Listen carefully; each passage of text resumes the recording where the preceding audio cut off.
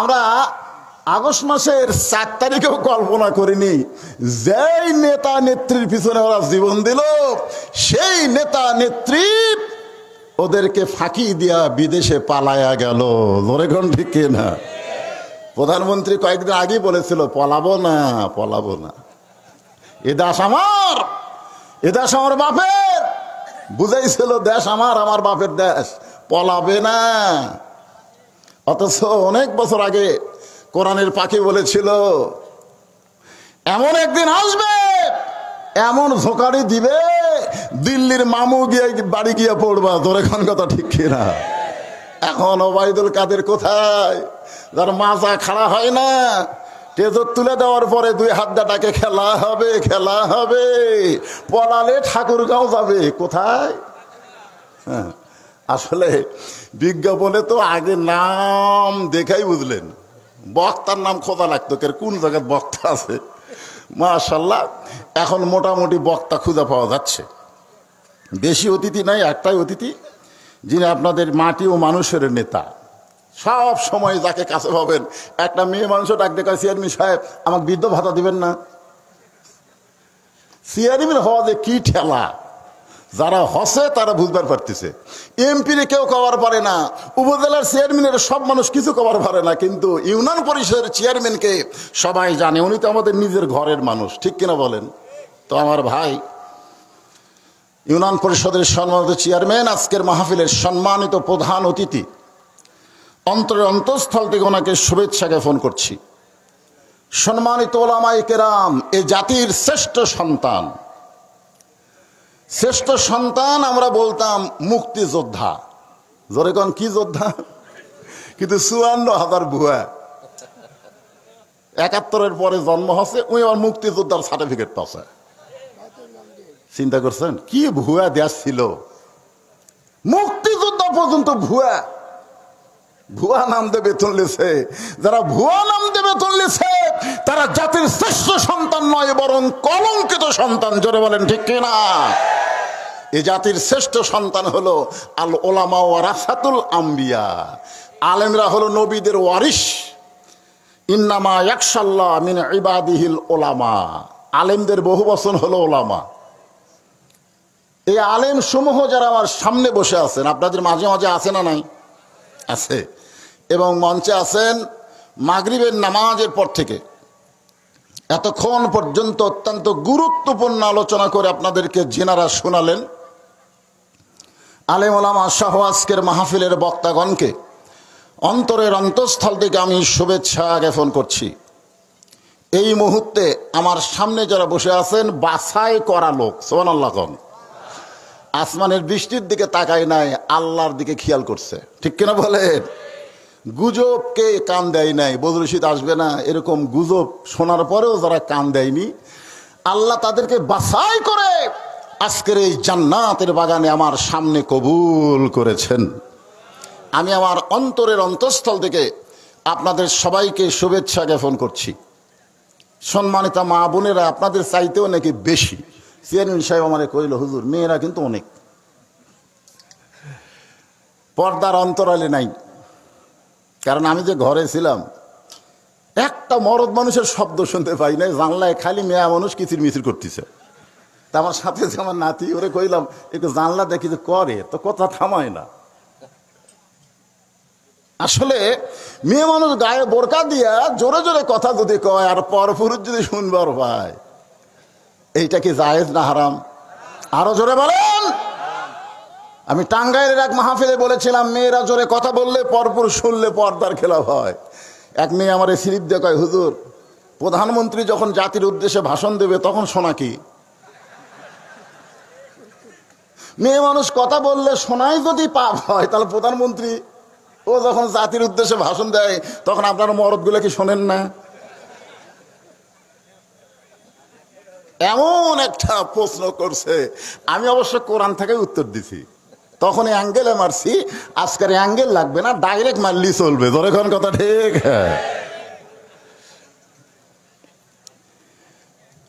আমার মায়েরা যারা পর্দার অন্তরালে বসে আছেন, মা ফাতেমার উত্তর সুরি বলেন সুবহানাল্লাহ, রাবিয়ার উত্তর সুরি, সম্মানিত মা বোনদেরকে অন্তরের অন্তঃস্থল থেকে আমি শুভেচ্ছা জ্ঞাপন করে অসুস্থ শরীর নিয়েও আপনাদের সামনে আল্লাহ পাক আমাকে উপস্থিত হওয়ার তৌফিক দিয়েছেন। এই মুহূর্তে জানতে চাচ্ছি 24-এর স্বাধীনতার পরে আপনারা কেমন আছেন? আলহামদুলিল্লাহ। আপনারা দুই একজন বাদ দিলেন কেন? আওয়ামী লীগ করেন? এই খুশি না বেজার? অনেকেই বলতেছে আগেই ভালো ছিল। এদের নাম হলো হতাশা লীগ, আফসোস লীগ। দ্রব্যমূল্যের দাম বেড়ে গেছে, এই হতাশা লীগ আফসোস লীগকে দানা দরকার। বাংলাদেশে অনেক জায়গায় বন্যা হওয়ার কারণে সেখান থেকে সবজি উৎপাদন বন্ধ হয়ে গেছে। জোরে কোন কথা ঠিক কিনা? তারপরেও 2023 সালে এই মুহূর্তে বাজার কেমন ছিল, 24 সালে বর্তমান বাজার কেমন আপনারা একটু খেয়াল করে অনুমান করে দেখেন তো। দাম কম না বেশি? এখন বেশি। কি রে,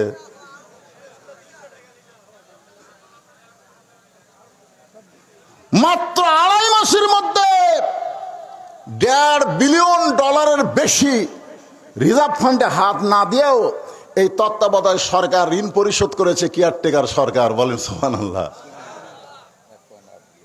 1.2 বিলিয়নের কাছাকাছি। বিলিয়ন বললেন? হায় হায়।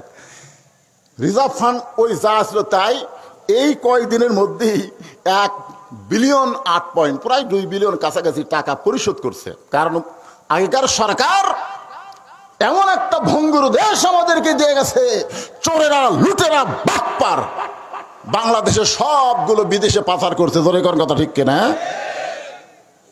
একটা সন্তান জন্ম নেওয়ার সাথে সাথে 1 লাখ টাকা তার মাথার উপরে ঋণের বোঝা, এই বোঝা দিয়ে চলে গেছে। তারপরেও বর্তমান সরকার খুব চেষ্টা করতেছে। কে যেন প্রধানমন্ত্রীকে বলেছিল, আপনার তো খুব বিপদ, কোন দোয়া পড়তেছেন? কারণ বিপদে বললে মানুষ যে দোয়া পড়ে, নাম হলো দোয়া ইউনূস। নাম কি? কথা কয় না তো। এখন যিনি আমাদের প্রধান উপদেষ্টা তার নাম কি? খালি ইউনূস। একসাথে 2 নবীর নাম, ডক্টর মোহাম্মদ ইউনূস। আমাদের নবীর নামও আছে, আবার ইউনূস নবীর নামও আছে। ওনার ব্যাপারে কেউ কেউ বলে উনি নাকি সুদের ব্যবসা করত। যাই হোক, সুদের ব্যবসা করত, যদি বাদ দেয় আর যদি করেই থাকে, বর্তমান সরকারকে আমরা নির্বাচন করি নাই। জোরে কোন ঠিক কি না? সামনে আসতেছে। সামনে কি আসতেছে? আমার ভাই বিএনপি করে, আমরা বিএনপি দেখছি, আমরা আওয়ামী লীগও দেখলাম, আমরা 9 বছর চাচাকেও দেখলাম, এরশাদ চাচা। জোরে কোন ঠিক কিনা? আমার জন্মের পর 54 বছর আমরা অনেক দেখলাম। কি পেলাম কি পেলাম না আপনারা হিসাব নিকাশ করবেন। এখন পর্যন্ত যেটা বাংলার জমিনে দেখা যায়নি সেটা হলো আল্লাহর কোরআনের দেশ বাংলাদেশ। জোরে কোন ঠিক? আমরা সেই কোরআনের বাংলাদেশ নিয়ত করি। নিয়ত করতে অসুবিধা আছে? হ্যাঁ, আল্লাহ পাক যেন আমাদেরকে তৌফিক দান করে। সকলে বলে আল্লাহুম্মা আমিন। আমি কোরআন থেকে একটা আয়াত তেলাওয়াত করেছি, আয়াতকে সামনে আপনাদের সামনে আলোচনা হবে। আল্লাহ বলতেছেন, ইয়া আইয়ুহাল্লাযীনা আমানু, যারা আমাকে বিশ্বাস স্থাপন করেছো। অত্যন্ত দয়া করে, মহব্বত করে আল্লাহ বলতেছেন, যারা আমাকে বিশ্বাস স্থাপন করেছো, আত্তাকুল্লাহ, তোমাদের ভিতরে আমার ভয়কে যদি ধারণ করতে চাও, ওয়াকুনু মা'আস সাদিকিন, তাহলে সত্যবাদীদের দলভুক্ত হয়ে যাও, সত্যবাদীদের তোমরা সাথী হও। কি বুঝলেন? অকুনু মা'আস সাদিকিন শব্দের অর্থ হলো সত্যবাদীদের দল করো, সত্যবাদীদের সাথী হও। এখন বলেন, সত্যবাদী কারা? যাদের কথা আল্লাহ বলতেছেন, আমার ভয় যদি অন্তরের মধ্যে রাখতে চাও, তাহলে দুনিয়াদারির সাথে হলে হবে না, চোর বাটপারের সাথে হলে হবে না, সত্যবাদীদের সাথী হওয়া লাগবে। কথা কার? এখন সত্যবাদী কারা? এখন হয়তো আপনারা বলবেন, হুজুর কারা? প্রশ্ন মানুষের অনেক থাকে। কিছুদিন আগে এক মাহফিল আমার বলতে, যে হুজুর আপনারাই যত ইসলামী দল, আমরা চিন্তাত পড়ে গেছি কোনটা আসল দল। বহু তো ইসলামী দল আছে বাংলাদেশে, আছে না নাই? আসল দল কোনটা আমরা চিন্তা করতেছি। আমি বললাম ভাইরে, আসল দল ইসলামী কোনটা চিন্তা করো কেন?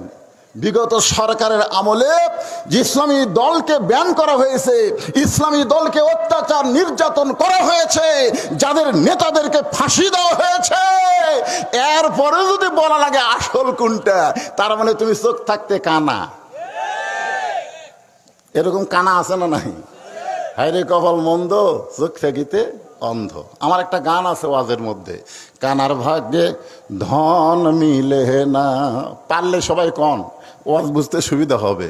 কানার ভাগ্যে ধন মিলে না, সামনে পড়ে আছে সোনা কানা দেখতে পাই না, সামনে পড়ে আছে সোনা কানা দেখতে পাই না, মাটি মনে করে ফাইলে দেয়, মাটি মনে করে ফাইলে দেয়, হাতে তুলে নেয় না, কানার ভাগ্যে ধন মিলে না। আপনার বলেন তো, এদিকে সোনার চাইতে কম দাম না বেশি দাম? এটা আমাকে সামনে আসে না নাই? এরপরও সামনে থাকতে সোনা কানাতে দেখবার পায় না। কানা তার সন্তানকে নিয়ে যায় প্রাইমারিতে, জোরে কোন কথা ঠিক কিনা? ক্লাস 2 এর বাচ্চা পেশাব করতে খাড়া হয়ে, আমি বললাম কিরে বাজান বস, বসে পেশাব করবি, তোর স্যার তো শিখাইনি কেমনি পেশাব করা লাগে, খাড়া হয়ে মারতেছিস তার মানে?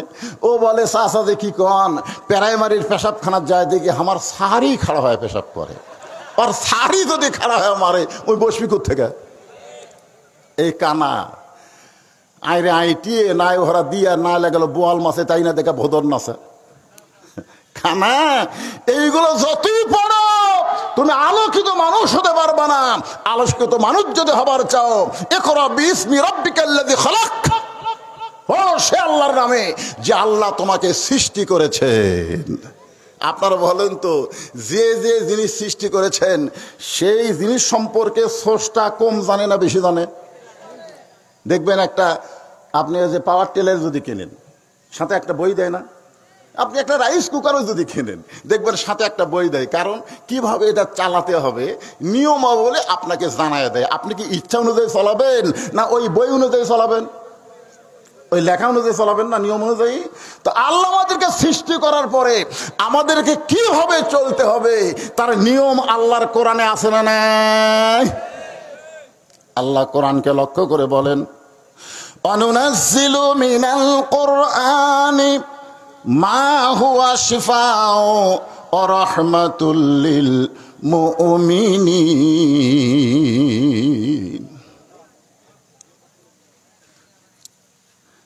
কোরআনের যখন আয়াত তেলাওয়াত হয় তখন কি করা লাগে? না না, তেলাওয়াত যখন হয়, ওয়াইজা কুরিয়াল কোরআনু ফাসতামিউ লাহু ওয়া আনসিতু লাআল্লাকুম তুরহামুন। আপনারা বলেন তো, আল্লাহ যে অর্ডার করলো এটা কি মানা সুন্নত না নফল? আরো জোরে বলেন। যখন কেহ কোরআন পড়িবে তখন তোমরা চুপ থাকবে, চুপ থেকে ওটা শুনবে বোঝার নিয়তে। তো আপনারা তো শুনলেন না, শোনার পরে যেটা বলতেছেন আল্লাহু আকবার বলা লাগবে, সেটাও আল্লাহ বলতেছেন ওয়াইজা তুলিয়াত আলাইহিম আয়াতুহু জাদাতুহুম ঈমানান। কোরআন এমন একটা সাবজেক্ট যেটা তেলাওয়াত করলে মানুষের ঈমান বেড়ে যায়। তো ঈমান বাড়ার লক্ষণ কি চুপ থাকা? কথা বলেন। 5ই আগস্টের আগে আমাদের ঈমান ছিল চোরের মতন। আর ওয়াজ করবার আইসা পুলিশ ধরার চিন্তা করছি, যে পুলিশ যেন না ধরে, আমাদেরকে যে আজরাইল ধরবে ওদিকে আমাদের অনেকেরও খেয়াল ছিল না। আপনারা বলেন তো, পুলিশ ধরার গুরুত্ব বেশি না আজরাইল ধরার গুরুত্ব বেশি? বক্তারা যদি পুলিশ ধরার গুরুত্ব না দিয়ে আজরাইল ধরার গুরুত্ব দিয়ে কোরআনের তাফসীর করত, 5ই আগস্টের অনেক আগেই বাংলাদেশ স্বাধীন হয়ে যেত। ধরে বলেন কথা ঠিক কিনা? কিন্তু না, আমরা আপনাদেরকে আসল জিনিসের তথ্য দিতে পারিনি। আমাদের মুখ চাপা ধরা হয়েছে, সাইড থেকে বলা হয়েছে হুজুর বাড়ির যাবেন না থানার যাবেন, চিন্তা করে ওয়াজ করবেন। আর মাহফিল কমিটিও আমাদেরকে বলেছে হুজুর 11:17 পর আমাকে সাইন লিছে, যদি এর কম বেশি হয়ে যায় তো কমিটি বান্দা থানাত লিয়ে যাবে। হুজুর দেখেন, হুজুর আসছেন, হুজুর মেহমান স্বরূপ মেহমান হয়ে যান, আমরা যেন আগামীকাল কোনো ঝামেলাত না পড়ি। কারণ অনুমতি ছাড়া মাহফিল হতো না। ডক্টর ইউনূস কি হয় তার চেহারা দেখলে মরদ মানুষ বোঝারই উপায় নাই। জোরে কোন কথা ঠিক কিনা? আপনি তার চেহারার দিকে তাকাবেন, একটা পুরুষ এবং একটা নারী চেহারা কম বেশি আছে না নাই? কি খান প্রত্যেকদিন স্বামী দাঁড়িয়ে কেমন মোসকাম বাড়িতে আসে, বউ জানলা দিয়ে দেখে আমার স্বামীর দিকে বহু মেয়ে মানুষ চায় থাকে। ওরা দেখার পরে বইয়ের খুব খারাপ লাগে। বাড়ি ঢুকতেই স্বামীরা সালাম দেয়, বলতেছে চলেন তো ড্রেসিং টেবিলের সামনে যাই। স্বামী কয় কি জন্যে গো? তাই না একটা জিনিস আছে দেখাবো। তখন স্বামীকে ড্রেসিং টেবিলের সামনে নিয়ে বলতেছে দেখেন আপনার চেহারা আমার চেহারা একই সাইজ, আপনারও মোচ নাই আমারও মোচ নাই, আপনারও দাড়ি নাই আমারও দাড়ি নাই। হ্যাঁ, আল্লাহ যদি আমাকে দাড়ি দিত, বউ বলতেছে আল্লাহ যদি আমার মোচ দিত। স্বামী পাগলি, মেয়ে মানুষের কোনোদিন দাড়ি মোচ হয়? তখন বউ কয় পাগল, মরদ মানুষ কোনদিন দাড়ি মোচ চাঁচা হয়? তো ডক্টর ইউনূসের দাড়ি মোচ কিছুই নাই। জোরে খান কথা ঠিক কিনা? এত কোটিপতি হওয়ার পরে ডক্টর ইউনূস হজ করছে কিনা তাও জানি না, নামাজ পড়ে কিনা আল্লাহ ভালো জানে। যাই হোক, সেই ইউনূস বলেছে আমি যতদিন থাকবো বাংলাদেশে কোরআনের মাহফিলের নামে কোনো অনুমতি নেওয়ার দরকার নাই। কোরআন আল্লাহর অনুমতি আছে আল্লাহর। ধরে কোন কথা ঠিক? ইমান না থাকলেও লোকটা ভালো কথা বলতে পারে, আর ইমান নাই ও কথা আমি বলবো কেমনি? এই সিসি ক্যামেরাগুলো সব সাইজ করতেছে।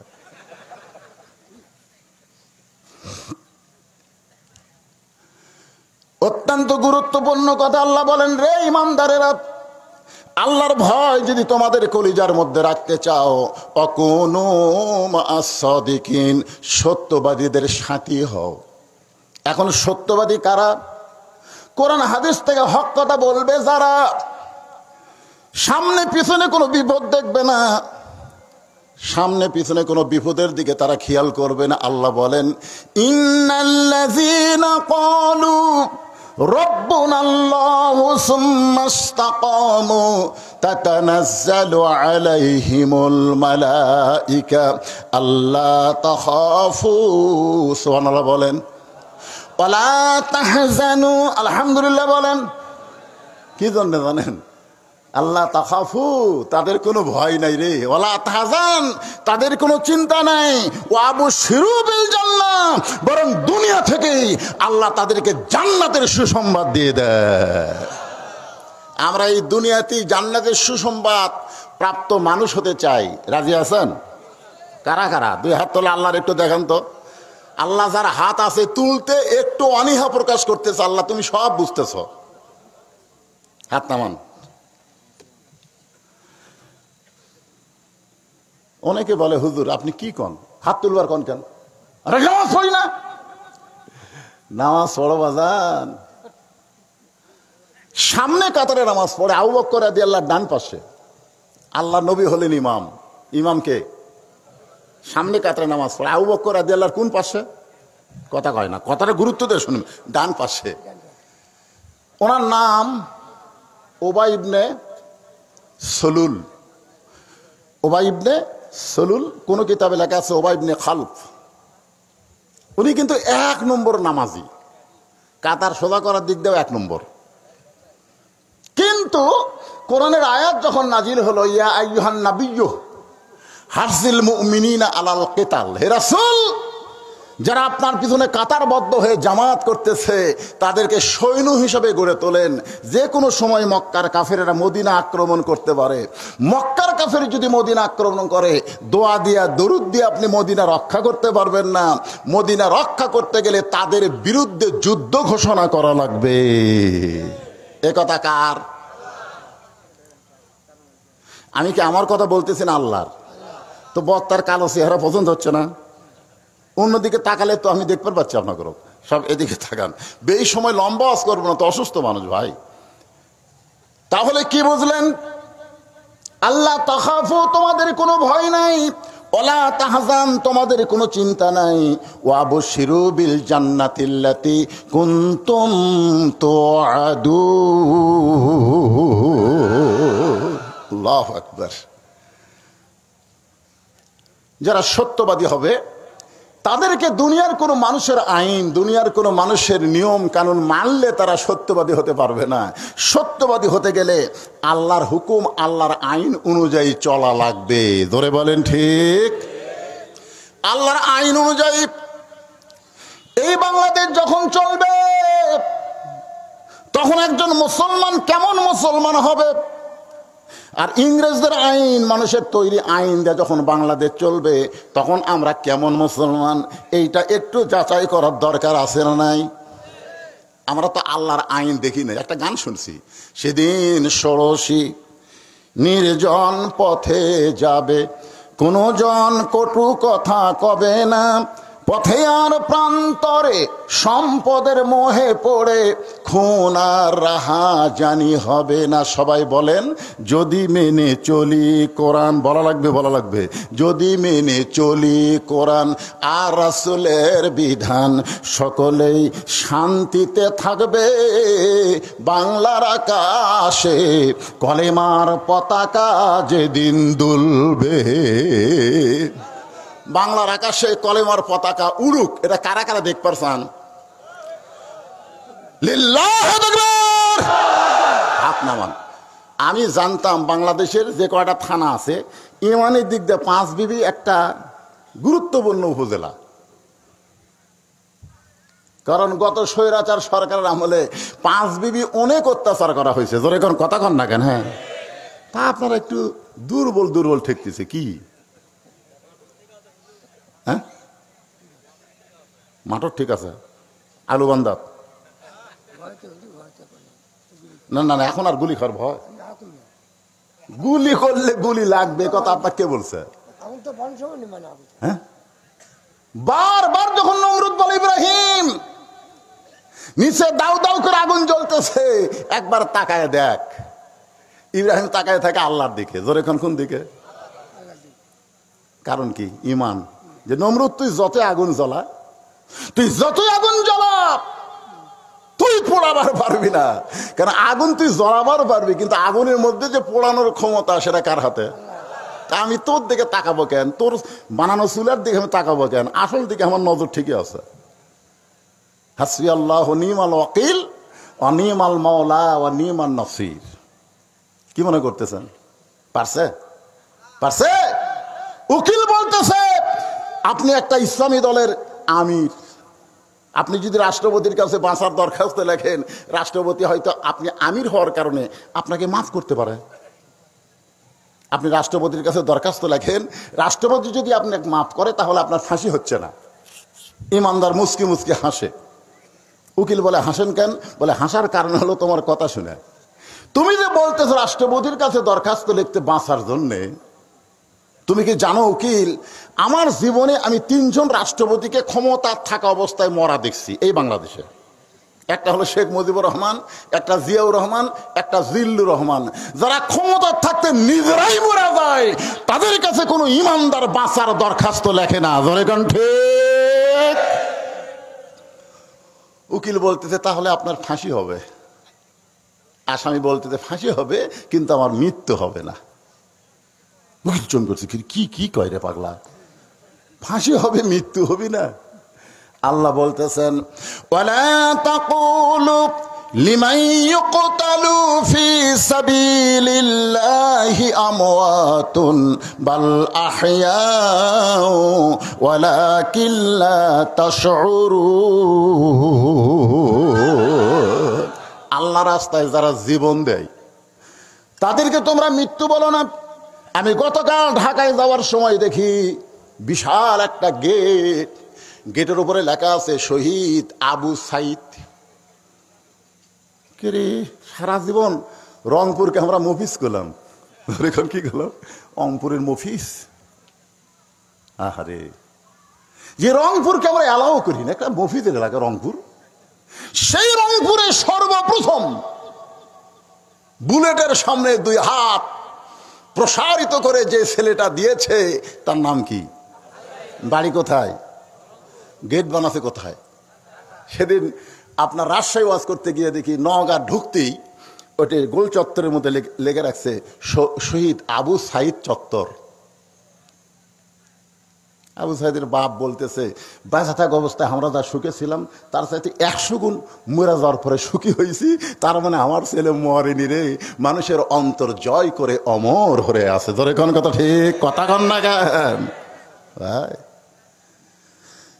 আবু সাইদ জীবন দেওয়ার সাথে সাথেই বাংলাদেশের তরুণ যুবক বলল, স্বৈরাচারীর সঙ্গে আর কোনো আপোষ হবে না, জীবন দেব, রক্ত দেব, বাতিলের কাছে আর মাথা নিচু করব না। ধরে কোন কথা ঠিক? আপনারা খোঁজলে দেখেন তো আবু সাইদ কোন দলের কর্মী ছিল? সবাই বলেছেন না, রাগ করে না হিংসা করে? না, না জানার কারণে।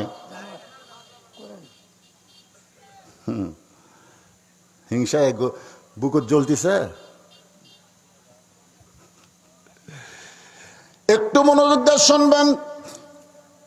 আত্তাকুল্লাহ, আল্লাহর ভয় যদি তোমাদের কলিজার মধ্যে রাখতে চাও, অকুনু মা'আস সাদিকিন, সত্যবাদীদের তোমরা সাথী হও। সত্যবাদী হলো তারাই যারা আল্লাহর কোরআন অনুযায়ী রাষ্ট্র পরিচালনা করতে চায়। সবাই যদি কথা না বলেন, এখানে ফেরেশতা আছে না নাই?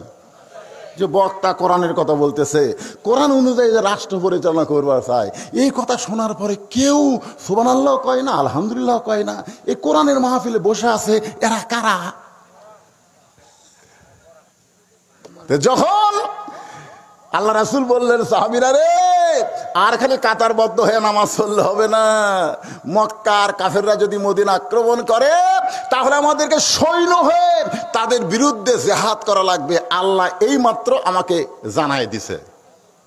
তখন এই সামনে কাতারের নামাজি, দাড়ি লম্বা, মাথার টুপি, হাব্বা জুব্বা গাওয়াত দিয়ে, পাগড়ি মাথার দিয়ে নবীর কাছে গিয়ে বলতেছে, হুজুর এটা না গন্ডগোলের আয়াত। কিসের আয়াত? আমরা কোরআনের হক কথা যখন বলতাম, তখন সাইড থেকে বামপন্থীরা বলতো, ই তো ওয়াজ করবার আসেনি, গন্ডগোল করবার আছে। কথা কন না কেন? এটা কি মনে করছেন যে এই বর্তমান বাংলাদেশের কথা? হায় হায় রে, নবীর পাশে নামাজ পড়ে নবী বলতেছে, হুজুর এটা না গন্ডগোলের আয়াত। আল্লাহ নবী আসমানের দিকে তাকায় বলেন, আল্লাহ সামনে কাতারের মুসল্লি কি কয়? সঙ্গে সঙ্গে আল্লাহ তাআলা আয়াত নাজিল করলেন, ওয়ামিনান নাসি মান ইয়াকুলু আমান্না বিল্লাহি ওয়া বিল ইয়াউমিল আখিরি ওয়া মা হুম বিমুমিনিন। আল্লাহ জানা দিলেন, অনেকেই বলবে আমরা আল্লাহকে বিশ্বাস করি, আমরা আখিরাতকে বিশ্বাস করি। আমি আল্লাহ বলতেছি, তারা মুমিনই হয়নি, তারা মুমিন না। তার মানে বোঝা গেল, নামাজ পড়ো, রোজা করো, আর বাতিলের সঙ্গে আপোষ করো, বামপন্থী দল করো, কোরআন বিজয়ের আন্দোলন তুমি চাও না, যতই তুমি নামাজ পড়ো, এখন পর্যন্ত তুমি মুমিনই হতে পারোনি। জোরে কোন কথা ঠিক? হ্যাঁ, ওই কোনার থেকে কে যেন একজন বলল চোরের মতন, নারে তাকবীর। বিএনপির একটা যুবক হুম্মাম কাদের চৌধুরী, সালাউদ্দিন কাদের চৌধুরী, বাঘের বাচ্চা, মিথ্যা অপবাদ দিয়ে সালাউদ্দিন কাদের চৌধুরীকে রাজাকার বানায় ফাঁসি দিয়েছে। ধরে কথা কর না কেন? হুম্মাম কাদের আজকেই বলেছে, যুদ্ধের সময় আমার বাবা দেশই ছিল না, রাজাকারি করবে কোথায়? ওই হুম্মাম কাদের চৌধুরী বিএনপির একটা বিশাল অনুষ্ঠানে নারায়ে তাকবীর যেই বলেছে, সমস্ত বিএনপির লোকের আল্লাহু আকবার বলে স্লোগান দিছে। সবাই স্লোগান দিছে। তো বিএনপির বড় বড় নেতা যারা তেজে ছিল, তারা মাথা নিচু করছে ওই তাকবীর শুনে। তো একজন যা বলতেছে, বড় নেতা কি হলো? এটা তো আমাকে দলের লয় রে, হঠাৎ কেন দিল, আর এরা কেন চিল্লা উঠলো? তার মানে কি বোঝা গেল, বিএনপি হোক, আওয়ামী লীগ হোক, আর যে পার্টি করুক, আল্লাহু আকবার বলার সময় যারা জবান বন্ধ রাখে, তারা আর যাই হোক আল্লাহর হতে পারে না। জোরে কোন কথা ঠিক?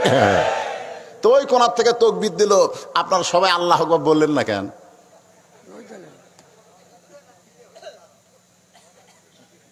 কি ইমানের জোর কমে গেছে? গলা খাগড়ে দেন।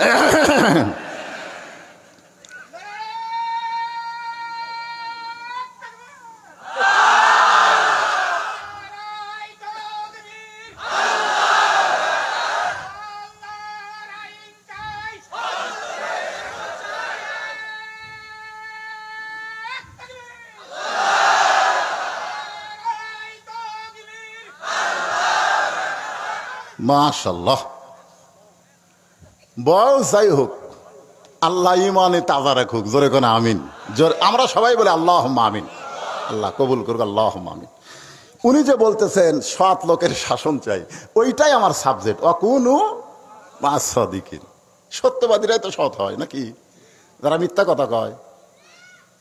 এতদিন কি শুনছেন? প্রধানমন্ত্রীদের সত্যি কথা বলবার পারে, এটা বাংলাদেশের মানুষ বিশ্বাসই করেনি। তোর এখন কথা ঠিক কিনা? কারণ শালার মিথ্যা দিয়ে জন্ম। একজন নেতা কয় আমি প্রতিদিন 70-80 রাকাত নফল নামাজ পড়ি। খেলা হবে শামীম ওসমান, আর খেলতেছে না, পড়লে বসে আছে। তোর এখন কথা ঠিক কিনা? সব মিথ্যা, সব মিথ্যা। আর আজকে অকুনু মা'আস সাদিকিনকে সামনে নিয়ে আপনাদের সামনে তাফসীর হবে। যে সময় হোক, অল্প সময় হলো, একটু গুরুত্বপূর্ণ মনে করবেন এটা হয়তো আমার জীবনের শেষ মাহফিল শোনা হতে পারে। ঠিক কিনা বলেন? হ্যাঁ, এই মনে করে গুরুত্ব দিয়ে শুনবেন। তাহলে আল্লাহর কোরআন দিয়ে যখন বাংলাদেশ চলবে, এই বাংলাদেশটা কেমন হবে আমরা দেখি নাই, তাই বলতে পারতেছি না। মানুষের তৈরি আইনটা বাংলাদেশ চললে 54 বছর বাংলাদেশ কেমন ছিল আমরা কিছুটা দেখছি। জোরে কোন কথা ঠিক কিনা? আমরা শহীদ জিয়ার শাসন অনেকেই দেখেন নাই, এই ছেলেরা অনেকে দেখেন নাই। স্বাধীনতার যিনি ঘোষণা করছেন তিনি হলেন শহীদ জিয়াউর রহমান। আমি দেখছি, আপনারা দেখেননি। যারা মুরব্বী তারা কথা কর না কেন? আপনারা বলেন তো, শহীদ জিয়ার অল্প 4 বছর শাসন আমল আপনারা যারা মুরব্বী, আপনাদের কাছে কেমন লাগছিল? অনেকেই কিন্তু বলেছিল এটা মনে হয় দ্বিতীয় উমর রে। সুবহানাল্লাহ বলেন। বগুড়া থেকে বলতেছে আমি মহাস্থানে যাব, বগুড়া 7 মাথায় বলতেছে আমি মহাস্থানে যাব। তো নেতারা বলতেছে গাড়িতে ওঠেন, কয় না হেঁটে যাবো। পাগল নাকি? 7 মাইল। বলে 7 মাইল কোনো ব্যাপার হলো? হেঁটে যাচ্ছে, সাধারণ মানুষের সঙ্গে কথা বলতেছে। দুনিয়া থেকে বিদায় নেওয়ার পরে তার ভাঙ্গা সুটকেস পাওয়া গেছে। আরাফাত তারেক রহমানকে জিজ্ঞাসা করা হয়েছে তোমাদের পোশাকের খবর কি? বলে আমার বাবার ফুল প্যান্ট শার্ট যখন পুরানো হয়ে যেত ওইটা আমাদেরকে বানায় দিত। কোরআনের আইন চালু করে নাই, কিন্তু মানুষটা ভালো ছিল বলে তার এখনো সুনাম আছে। আছে না নাই? বিএনপি যে এত বড় দল হয়েছে এটা কিন্তু শহীদ জিয়ার আমলের কারণেই হয়েছে। এরশাদ চাচা খারাপ মানুষ ছিলেন বলবো না, তবে স্বৈরাচারী ছিলেন। কিন্তু এরশাদ চাচার সময় খেয়াল করে দেখেন, এই বাংলাদেশে মুরব্বীরা দেখেন আগে কিন্তু বন্ধ ছিল রবিবারে। জোরে কোন কথা ঠিক কিনা? এই রবিবারকে বন্ধ করে, খ্রিস্টানের দিন রবিবার বন্ধ করে শুক্রবার দিন ছুটি ঘোষণা করছে কে? আরো জোরে একেবারে বলতে কি আপনারা জানেন না? রবিবার ছুটি দেখেন না আপনি? কথা কন বারে সাহিত্য কথা বলতেছেন। আচ্ছা, রবিবার হলো খ্রিস্টানদের দিন, সেই দিন বন্ধ কেন হবে? মুসলমানের জুমার দিনে ছুটি হবে। আমেরিকা চিৎকার দিয়ে বললো এরশাদ আমাদের রবিবার ছুটির দিন, তুমি শুক্রবার করলা, আমরা সাহায্যের হাত বন্ধ করে দেব। এরশাদ বলে তোদের দিকে আমি তাকায় আয় নাই, আমি তাকায় আছি আল্লাহর সাহায্যের দিকে। আপনার বলেন তো এরশাদের 9 বছর। আর যাই হোক, কোন জিনিসের দাম বেশি আছিল? মাদ্রাসা মসজিদের কারেন্টের বিল দেওয়া লাগছে। কথা কন্যা বারে হোহা করেন তো, কারেন্টের বিল দেওয়া লাগছে? লাগে নাই। রাষ্ট্র ধর্ম ইসলাম এরশাদ চাচাই ঘোষণা করছে। যাই করছে করছে, তো কিছু ভালো পাওয়া যাচ্ছে কি যাচ্ছে না? কথা কন। কিন্তু আপনারা বলেন তো, এই যে 17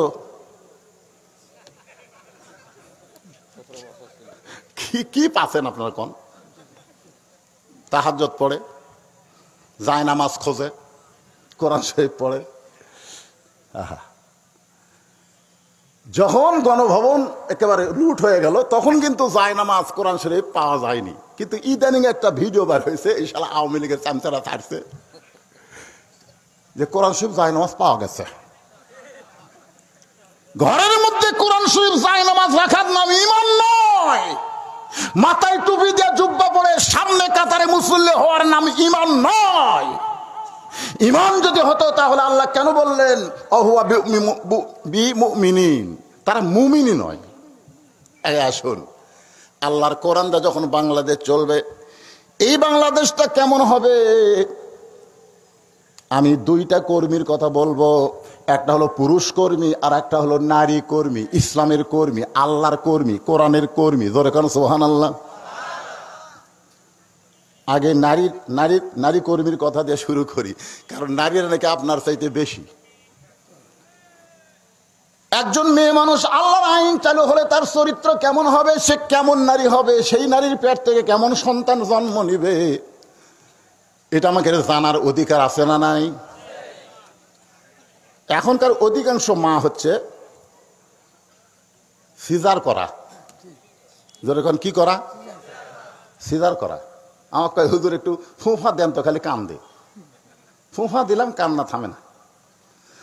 হুজুর একটু পানি পড়া দেন, কোরআনের সর্বশ্রেষ্ঠ আয়াতুল কুরসি পড়ে পানি পড়া দিলাম, আরো জোরে কান্দে। মেয়েটা বলল, হুজুর আর ফুঁফার দাম নেই, আর পানি পড়ার দাম নেই। আমি চিন্তা করলাম, আমি ফু দিছি সূরা ফাতিহা পড়ে, আর পানি পড়া দিছি আয়াতুল কুরসি পড়ে, আর মেয়েটা বলতেছে আর দাম নেই। মাথা ঘোরে। কয়েক মাস পরে বললাম, মা তোমার বাচ্চা কেমন কান্দে? আর কান্দে না হুজুর। যখনই কান্না শুরু হয়, ওর বাপ একটা মোবাইল কিনছে, চালু করে দেয়। মোবাইল চালু করলে কান্না থেমে যায়। আমি বললাম, মা সত্যি করে বলো তো, তোমার বাচ্চা কি নর্মালে হচ্ছে না সিজার করা? তখন কয়, হুজুর এটা কেন শুনবেন? শোনা লাগবে। না হুজুর, নর্মালে হয়নি। আমি বললাম ঠিক আছে। কি বলবো প্রসবের কথা, মা বিনে সেই ব্যথা কেউ তো বুঝিবে না। মাজন ঠেকিয়া সন্তানের দায়, অকালে মা মারা যায়, কেন সে মায়ের ভক্তি করো না? এমন দরদি ভবে কেউ হবে না আমার মা গো। সিজার করা বাচ্চারা কোরআনের মাহফিলে বসতে পারবে না, বসলেও বেশিক্ষণ থাকতে পারবে না।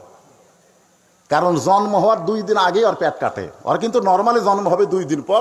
এই ব্যথা আর মায়েরা সহ্য করতে পারে না, যার কারণে চিল্লাচিল্লি করে। স্বামীকে চ অটো ভ্যান বেচা হলো তো সিজার কর্ম। এখন ডাক্তারের কাছে যা বলতেছে, ডাক্তার দেখেন তো পেটে ব্যথা হয়, কঠিন ব্যথা। ডাক্তার ভাবতেছে তো টাকার গরম তো। কারণ আমি বাংলাদেশের বহু ডাক্তারকে বলছি, ডাক্তার সাহেব আপনার বাচ্চা কয়টা? 2টা।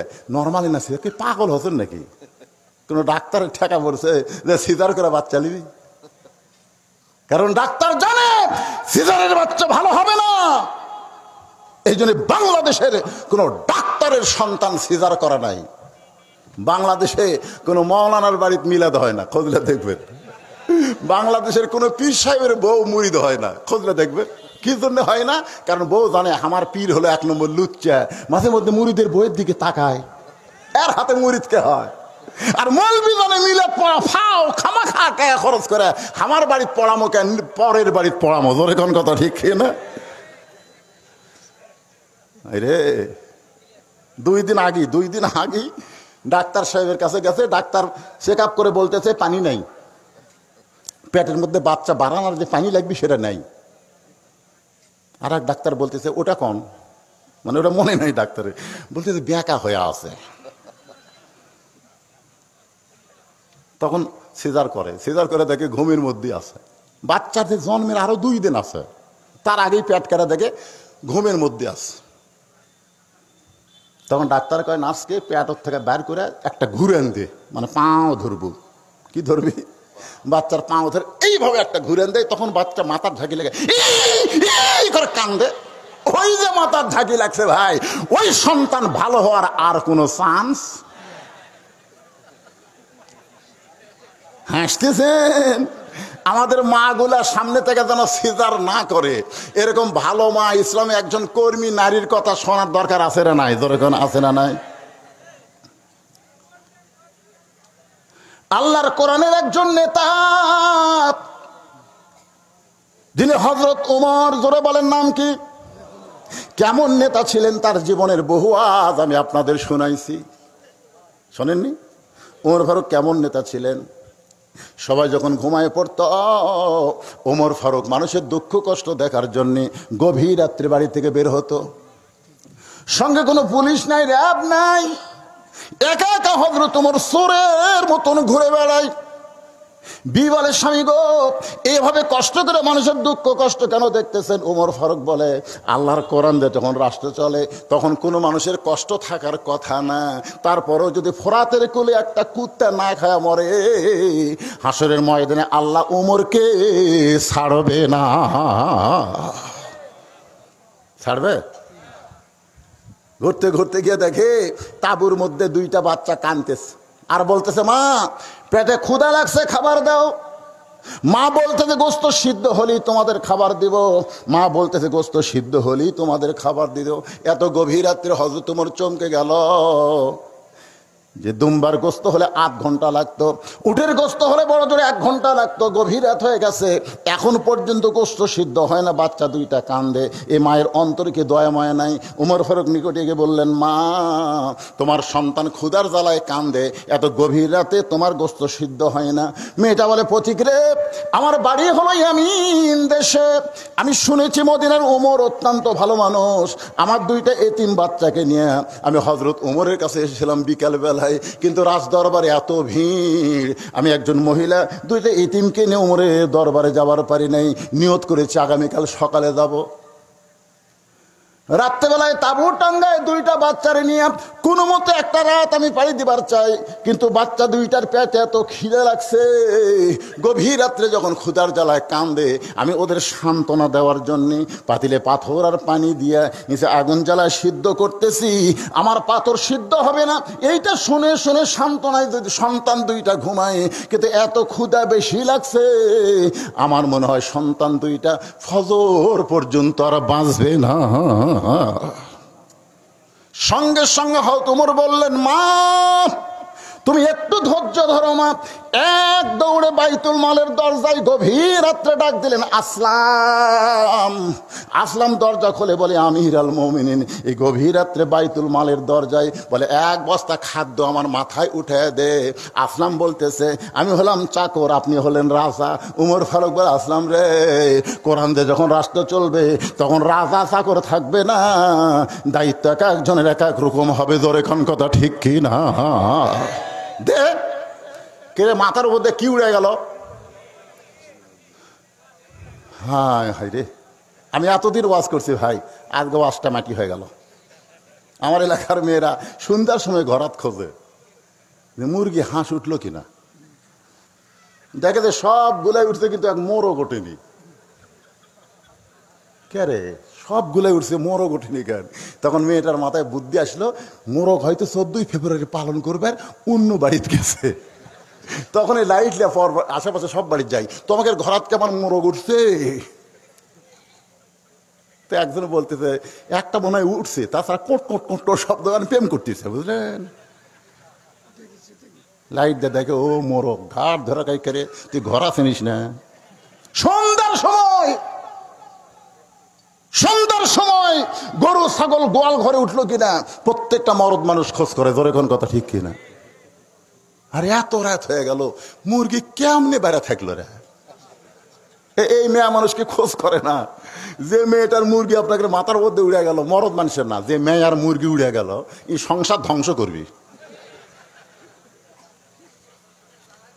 আশ্চর্য, আমার 41 বছর ওয়াজের জীবনে প্রথম দেখলাম এত রাত্রে মুরগি ওড়া, কোনোদিন দেখিনি। এই তোমরা ভিডিওতে আজকে হেডলাইন দিবা, মুরগি উড়ে গেছে। লিল্লাহে তাকবীর। হযরত ওমর বললেন, দে খাদ্যের বস্তা আমার মাথায় উঠে দে। আসলাম বলতেছে, আমির আল মুমিনিন, আমি খাবার নিয়ে যাচ্ছি। ওমর ফারুক বলেন, আসলাম রে, আমার দায়িত্ব আমার মাথার উপর উঠে দে। যখন বস্তা মাথার উপরে দেয়, ওমর ফারুক এত জোরে দৌড়ায়, পিছন দিকতে আসলাম কান্ধের বল, আমির আল মুমিনিন, ওজনের বস্তা মাথায় নিয়ে দৌড়াতে গেলে আপনি পড়ে গিয়ে আপনার কষ্ট হবার পারে। ওমর কান্দের বল, আসলাম রে, সময় মতো যদি যাবার না পারি, এই ওমরকে আল্লাহ জাহান্নামের আগুনে পুড়াইয়া ফেলবে। আপনারা বলেন তো, ওমর ফারুক কার ভয়ে কাজ করতেছে? তিনি তো বাংলাদেশের মতন 96টা দেশের খলিফা। বাংলাদেশের মতন 96টা দেশের খলিফা ভয় করতেছে কার? আর আমাদের গুলা ভয় করে কার? আল্লাহর ভয় করে। বিএনপি কবি আমেরিকা আমার সাথে আছে, আমার কোনো চিন্তা নেই। আওয়ামী লীগ কবি ভারত আমাকে আছে ভাই, আয় আয়, ভারত আছে আমেরিকা আছে, মুসলমানের কথা। চাষটলে বসে বলে ফিলিস্তিন মার খাওয়ার কারণ হলো ইসরায়েলের সাথে আমেরিকা আছে। কেরে ইমানদার, ফিলিস্তিনের সাথে কি আছে? আমি এই পাগল, ফিলিস্তিনে মারা যাচ্ছে নিজের জন্য না, বাইতুল মুকাদ্দাসকে হেফাজত করার জন্য। জোরে কোন কথা ঠিক কিনা? একজন বলে হুজুর তাহলে আল্লাহ কি ঘুম পাড়তিছে? আল্লাহর ঘরে যেন এরা মরতিছে আর আল্লাহ কি ঘুম পাড়তিছে? আমি বললাম তুই সাধারণ তো বুঝান যাবি না। তো বলে আমি সাধারণ কেমনে? বলে ছোট একটা বাচ্চা মায়ের কাছে বায়না ধরছে, মা মা আটানা পয়সা দাও, মা আইসক্রিম খাবো। আগেকার কথা কয় না, ওই 1 টাকায় ধরেন, 1 টাকা দাও আইসক্রিম খাবো। মা চিন্তা করতেছে আইসক্রিম খেলে এর সর্দি গরমি হবি, যে গরম, নাই পয়সা নাই, টাকা নাই, 1টা টাকা। মা বলে 1 পয়সাও নাই। আসলে মায়ের কাছে আছে না নাই, কিন্তু কেন মা কিন্তু আইসক্রিমের খেয়াল করেনি, সন্তান আইসক্রিম খাইয়া যেন বিশাল একটা অসুখ বিসুখ সর্দি না হয়, এই যে দয়ার কারণে বলতেছে 1 টাকাও নাই। তখন ছেলে মাটির গড়াগড়ি দিয়ে কান দিচ্ছে, এমন গড়াগড়ি দিয়ে কান দিতে মধ্যে বাপ আছে, কেন আমার একমাত্র সোনার টুকরা কান্দে কেন? মা বলতেছে আইসক্রিম খাবে, বা 500 টাকা বের করে দিচ্ছে, আইসক্রিম না আইসক্রিম বাক্স কেনা খা। আপনি বলেন তো আইসক্রিম খায় নাক দিয়ে যখন ভেড় ভেড়ি বের হবে তখন বাপ কি করবি?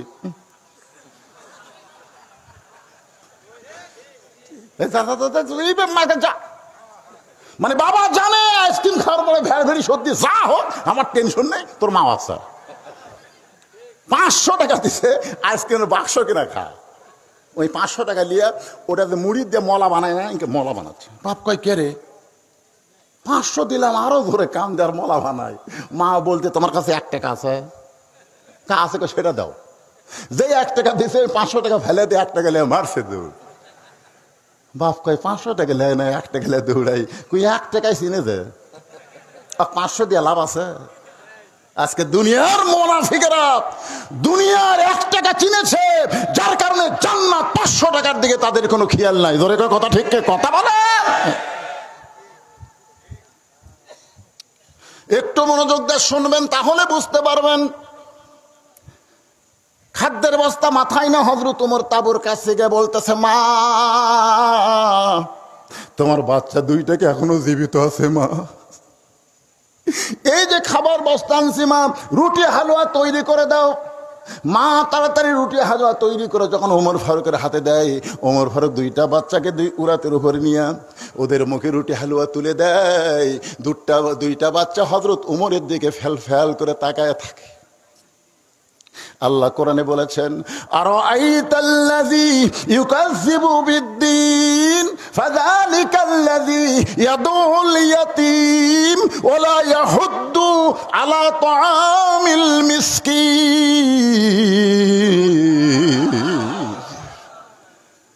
ধর্মের নামে তারাই মিথ্যাবাদী, যারা এতিমের মাল আত্মসাৎ করে, যারা ক্ষুধার্তকে খাবার দেয় না।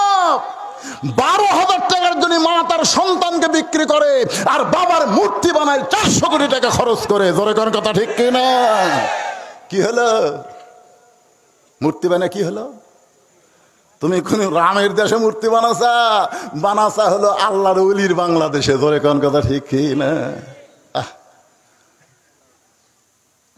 কি কোন দেশ এটা? ওলি আল্লাহর বাংলাদেশ। সবাই বলেন ওলি আল্লাহর বাংলাদেশ, রহম করো আল্লাহ। শহীদ জিয়ার বাংলাদেশ, শেখ মুজিবের বাংলাদেশ। সবাই বলেন শহীদ জিয়ার বাংলাদেশ, শেখ মুজিবের বাংলাদেশ, রহম করো আল্লাহ, রহম করো আল্লাহ। এখন শেখ হাসিনার বাংলাদেশ যেন গজব পড়ছে আল্লাহ। মনে করছিল 12,000 টাকার জন্য বাচ্চা বেচা খায়, আর সেই দেশে তোর বাপের মূর্তি বানা 400 কোটি টাকা দিয়া নামবো না। খালি পলানার সাথে সাথে ভাই আর্মি, পুলিশ, বিডিআর ওরাও পর্যন্ত সহযোগিতা করছে। ছেলেরা ভাঙবার চাচ্ছে, উঁচা উঠার পারে না, তখন ওরা ক্রেন গিয়েছে মাথা চড়।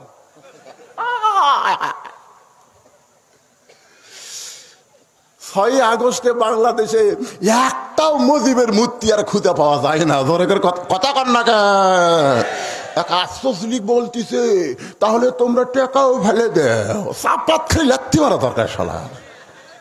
আফসোস লীগ বলতেছে টাকাও ফেলে দেও, টাকার মধ্যে মুজিবের ছবি নেই। আমি দিছি সেই খালি অসুস্থ থেকে সেই মার দিবার পারতেছি না, তারপরে যা বলতেছি খারাপ বলতেছি। হ্যাঁ একটু মনোযোগ দিয়ে শোনেন। হযরত ওমর 2টা এতিম বাচ্চাকে 2 উরাতের উপরে নিয়ে রুটি হালুয়া যখন মুখে তুলে দেয়, 2টা এতিম ফেল ফেল করে তাকায় থাকে। ওমর ফারুক বলে বাবা তোমরা 2জন কি দেখতেছ? 2 বাচ্চা বলতেছে আমরা অনেক দিন আগে বাবা হারাইছি, আমাদের বাবা নাই, কিন্তু এই গভীর রাত্রে ক্ষুধার্তের মুখে যেই মানুষটা খাবার দেয় সে বাবার দায়িত্ব পালন করতেছে। সঙ্গে সঙ্গে তোমার বলে আল্লাহ এই অধমকে জাহান্নামের আগুন থেকে তুমি বাঁচাও। মহিলা বলতেছে কে গো তুমি? এত ভালো কাজ করার পরেও জাহান্নামের আগুন থেকে বাঁচতে চাও? আমি আল্লাহর কাছে বলতেছি আল্লাহ উমরকে মদিনার খলিফা না বানায়া এই সৎ মানুষকে যদি মদিনার খলিফা বানাইতা মদিনা আল্লাহর জান্নাত হয়ে যেত।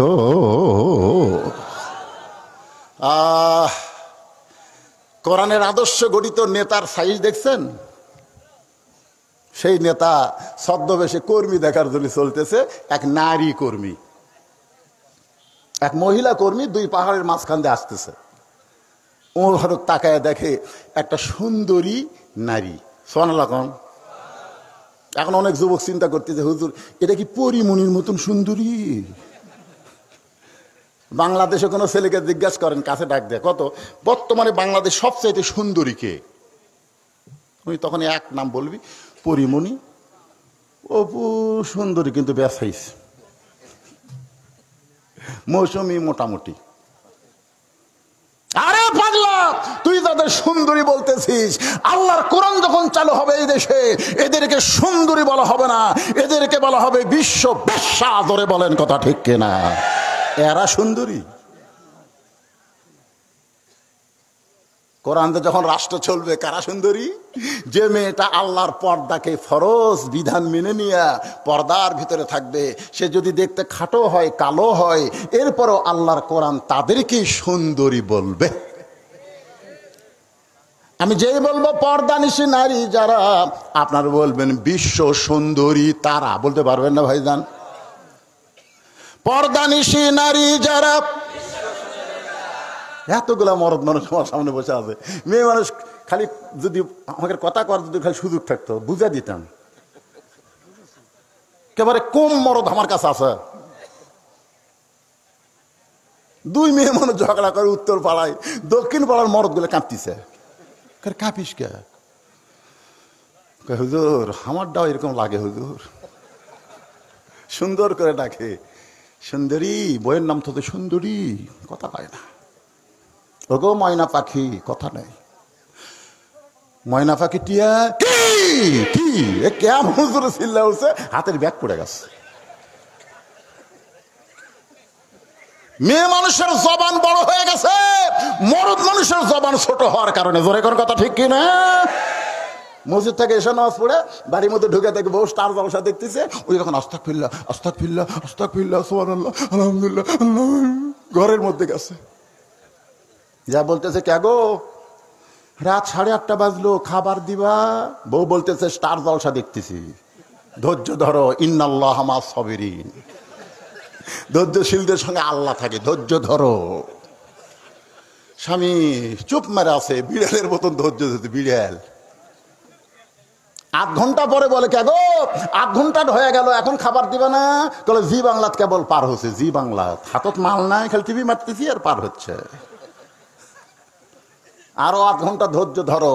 মরদগুলা সব জবান নিচু করে ধৈর্য ধরেছে, আর মেয়ে মানুষগুলার জবানের শব্দ বেড়ে গেছে। কথা কন না কেন? কথা কন। এতগুলো পুরুষ মানুষ, আমি যে বললো পর্দানিশী নারী যারা, আপনারা বলবেন বিশ্ব সুন্দরী তারা। বলতে পারবেন না? পর্দানিশী নারী যারা, আর বেপরদা নারী যারা, শিলা কলা তারা। আমার সাথে ফাইন করে বলবেন, আজ ওরা বুঝুক জানলার ওই পার চিল্লালে হুজুর কি কয়। আমি যেই বলবো বেপরদা নারী যারা, আপনার বলবেন শিলা কলা। শিলা কলা বোঝেন না? একই গাছের কলা, এক গামলা চোঁচাওয়ালা আর এক গামলা ছিলা। কলা আলা বসে আছে একের বাজারের মেন রাস্তায়। খরিদ্দার এসে বলতে, ভাই কত করে হেলি? ওই চোঁচালা কত করে হেলি? বলছে ভাই একই গাছেরই। না এটা ছিলা, এটা আমি পয়সাতে নেবো না। তুমি কি কলা শিলা খাও না? শিলাই খাই। তা আগে থেকে শিলে থুছি দেখি, তাহলে নিবার খাবা। তখন খরিদ্দার কয় তোর চোখ নাই রে, কলা খাওয়ার আগেই খাসে। আল্লাহ শপথ করে কান ধরে বলতেছি, কেউ খায়নি, কেউ খায়নি। ধুলা বালি মশা মাছি ওটা খাওয়ার উপযুক্ত আছে? বেপরদা নারী যারা শিলা কলার মতন, এরা বিবাহের উপযুক্ত নয়। জোরে কণ্ঠে কথা বলেন। এখনকার ছেলেরা বুঝলেন, ওরা আবার R15 ছাড়া বিয়ে করতেছে। আমি কার নেবো, কার গাড়ি? সারা বেপরদা বিয়ে করবো, পচা খোলা চোঁচা ছাড়া ব্রয়লার মুরগি। পাকিস্তানি আমার এলাকার এক মুক্তিযোদ্ধা মুরগি আলার কাজে বলতেছে, পাকিস্তানি মুরগি আছে পাকিস্তানি। আমি বললাম কে রে মুক্তিযোদ্ধা? পাকিস্তানি খুঁজিস কে? পাকিস্তানি তাও ভালো, কিন্তু ব্রয়লার আপনাকে দেখে লড়বি, তাহলে আপনার কাছে ঘুর ঘুর করবি, তাকে দেখবেন আঁদরা ফাঁদরা সব বাড়ি করে থাকছে। আমি যেই বলবো বেপরদা নারী যারা, আপনার জবান খুলে বলবেন শিলা কলা তারা। বেপরদা নারী যারা, ওমর ফারুক আল্লাহর প্রশংসা করলেন, কারণ মেয়েটা আপাদ মস্তক অকরনা ফি বুয়ুতিকুন্না ওয়ালা তাবাররাজনা তাবাররুজাল জাহিলিয়াতিল উলা। মাগো ও মা, এই নির্জন পথে একা একা ধীর গতিতে চলতেছ, তোমার সামনেও কোনো মানুষ নাই, পিছনেও কোনো মানুষ নাই, তোমার অন্তরে কি ভয় লাগতেছে না? মেয়েটা বলতেছে, পথিক তুমি হযরত উমরকে চেনো? সুবহানাল্লাহ। কাক বলতেছে? উমর ফারুককে মেয়েটা বলতেছে, তুমি কি হযরত উমরকে চিনো? যদি উমরকে চিনতে এরকম বেসাইদা কথা বলতে না। ওর রক্ষণ করছে কে রে? কি বেসাইদা, কি বেসাইদা কথা বললাম? বলে তুমি তো জানো না, যেদিন থেকে আল্লাহর কোরআন দিয়ে রাষ্ট্র চলে, সেদিন থেকে একজন মানুষের কলিজায় আল্লাহ ছাড়া অন্য কারো ভয় থাকে না। আল্লাহর কোরআন দিয়ে যখন রাষ্ট্র চলবে, ওই মানুষের কলিজায় আল্লাহ ছাড়া অন্য কারো ভয় থাকবে না। ওমর ফারুক বললেন, মা তুমি যে ধীর গতিতে চলতেছো, তোমার চলা দেখে মনে হয় তুমি একজন দুঃখী নারী। তোমার কি কোনো দুঃখ আছে? দুঃখ সুখ পরিণত করার দায়িত্ব আল্লাহ কাকে দিছে? ওমরকে। জোরে বলেন কাকে? কথা কয় না। তোমার ভিতরে কোনো দুঃখ লোকে আছে? মেয়েটা বলতেছে, ও পথিক আজকে 6 দিন হলে হযরত উমরকে খুঁজতেছি আমার দুঃখের কথা বলার জন্যে। কয়দিন? 6 দিন হলে খুঁজতেছি আমার দুঃখের কথা বলার জন্যে। ওমর ফারুক বললেন, মা তুমি কি জানো উমরকে? জানবো না মানে? ওমর হচ্ছে খলিফা। তো খলিফাকে যদি খুঁজবার চাও, 2 পাহাড়ের মাঝখানে খুঁজতেছো কেন? বঙ্গভবন যাও, গণভবন যাও, সংসদ ভবন যাও। ওলা ভবন বাদ দিয়ে 2 পাহাড়ের মাঝখানে উটদুম্বা খুঁজতেছে। মেয়েটা বলে, ভতিক তুমি জানো না, আল্লাহর কোরআন দিয়ে যখন রাষ্ট্র চলবে, তখন নেতা খোঁজা লাগবে না, নেতারাই দুঃখী মানুষকে খুঁজে বেড়াবে। আমার বিশ্বাস, মেয়েটা বলতেছে আমার বিশ্বাস, আমি 6 দিন হলো উমরকে খুঁজতেছি, আর 1 দিনের মধ্যেই উমরকে পেয়ে যাব ইনশাআল্লাহ। আমার ইমান বলতেছে, যদি আর 1 দিনের মধ্যে না পাই, আসল জায়গার বিচার দিব। মূর্ছন করে বলতেছে, মা আসল জায়গা মানে? আসল জায়গা চিনিস না? আপনারা কি মনে করছেন 17 বছর যে হারে জামাত বিএনপি এবং ইসলাম মনা আলেমদেরকে যেই হারে নির্যাতন করেছে, ওরা কি বিচার দেয়নি? জোরে কান দেয়নি? কোন জায়গা? কারণ এরা জানে এই ভুয়া বিচারের কাছে বিচার দিয়ে লাভ নাই। আমার ওয়াজের মধ্যে শুনছেন 8 বছর ন্যাংরামের চাষ করছে, 8 বছর চাষ করে জ্যৈষ্ঠ মাসে দেখবার গেছে আম পাকছে কিনা, যায় দেখে এক ছোট্ট ছেলে গাছের ডালে বসে আম পাকতেছে। বাগানের মালিক কয় আমি খাইনি, বউ সোল কেউ খাই নাই, আর তুই আমার গাছত চড়ছিস, তোর বাপকে যা বিচার দে মোরে। ছেলে খালি মুসকি মুসকি হাসে। বাগানের মালিক বলে হাসিস কেন? বলে বাপ কোথায় খুঁজবে যাবেন, আমার বাবাও আর এক গাছত চড়ছে, ওই যে দেখতে পাচ্ছেন।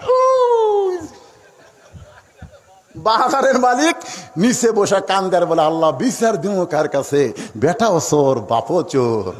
গত সরকারের আমলে বিচার দেওয়ার জায়গা ছিল না, বিচারকেরাই পর্যন্ত বড় ডাকাত। জোরে বলেন কথা ঠিক কথা কন। বিচার দিবেন কার কাছে? এমনি দুইবার হাইকোর্ট ঘেরাও হলে ছাত্র বসে আছে, দুইবার, একবার বিচারের ভিতরে চেষ্টা করছিল, ছাত্ররা বুঝবার পারছে, আল্লাহ বুঝাইছে, সুবহানাল্লাহ। তখন দুইবার আলো। ছেলেরা বলতেছে যতদিন দেহে জীবন থাকবে পালানো স্বৈরাচারকে আর জালেমকে ক্ষমতার চেয়ার দেওয়া যাবে না। বলে বলেন কথা ঠিক কথা কন। আপনারা হয়তো অনেকে মনে করতেছেন আশেপাশে ঘুরতেছে, চট করে আসবি, চট করে। আমরাও আয়না ঘরের দরজা খুলে থুছি, চট করে। মনে করো না তোমার কয়টা গুজব লিক আর হতাশা লিক তোমাকে বাংলাদেশে নিয়ে আসবি, এই শালারাই তো লুকা লুকা আছে। জোরে কথা কর না কেন ভাই? হ্যাঁ, বিজয় পাইছি বলে বিজয় হারালে চলবে না, এটাদেরকে ধরে রাখতে হবে। ধরে রাখার কৌশল ওয়াজের ভিতরে আমি আপনাদেরকে বলে দেব ইনশাআল্লাহ। মেয়েটা বলতেছে পথিক 6 দিন হলে হযরত ওমরকে খুঁজতেছি আমার দুঃখের কথা বলার জন্যে, আর 1-8 দিনের মধ্যে যদি না পাই তাহলে আসল জায়গায় বিচার দিব। পথিক আল্লাহর কোরআন দিয়ে যখন রাষ্ট্র চলবে তখন নেতা খোঁজা লাগবে না, নেতারাই দুঃখী মানুষকে খুঁজে বেড়াবে। আপনার বলেন তো, এই আল্লাহর কোরআন দিয়ে যখন রাষ্ট্র চলবে তখন ধনীর বাড়িতে গরিব যাবি না গরিবের বাড়িতে ধনী যাবি? হ্যাঁ, দেখছেন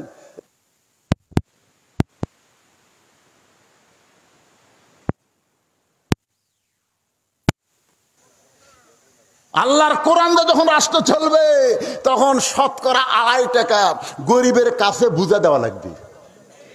1,02,500, 1 কোটিতে 2.5 লাখ। এক ব্যক্তি 1 ব্যাগ টাকা নিয়ে, জাকাতের টাকা নিয়ে গরিব খুঁজতেছে। যেই বাড়ির দরজা যায় বলে ভাই আমি জাকাতের টাকা নিয়ে আইছি, তুমি কি জাকাত নিবা?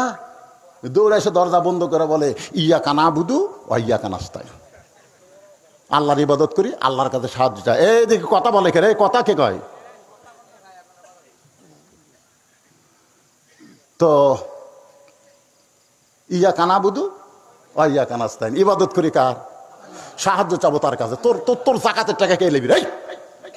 আমার এলাকার এক মুরব্বী কেউ কোনোদিন ইফতার করাবার পারেনি, বলে হুজুর হাজী সাহেব মুরব্বী আমরা একটু ইফতার করাবার চাই, তা আপনি একটু আমাদের পক্ষে দাওয়াত দেন। কেউ করা পান না হুজুর।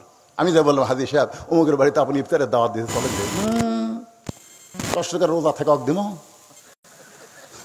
দরকার হলে 1 গ্লাস পানি খাই ইফতার করবো, তো পরের বার জমা করে রোজার দাম নেই।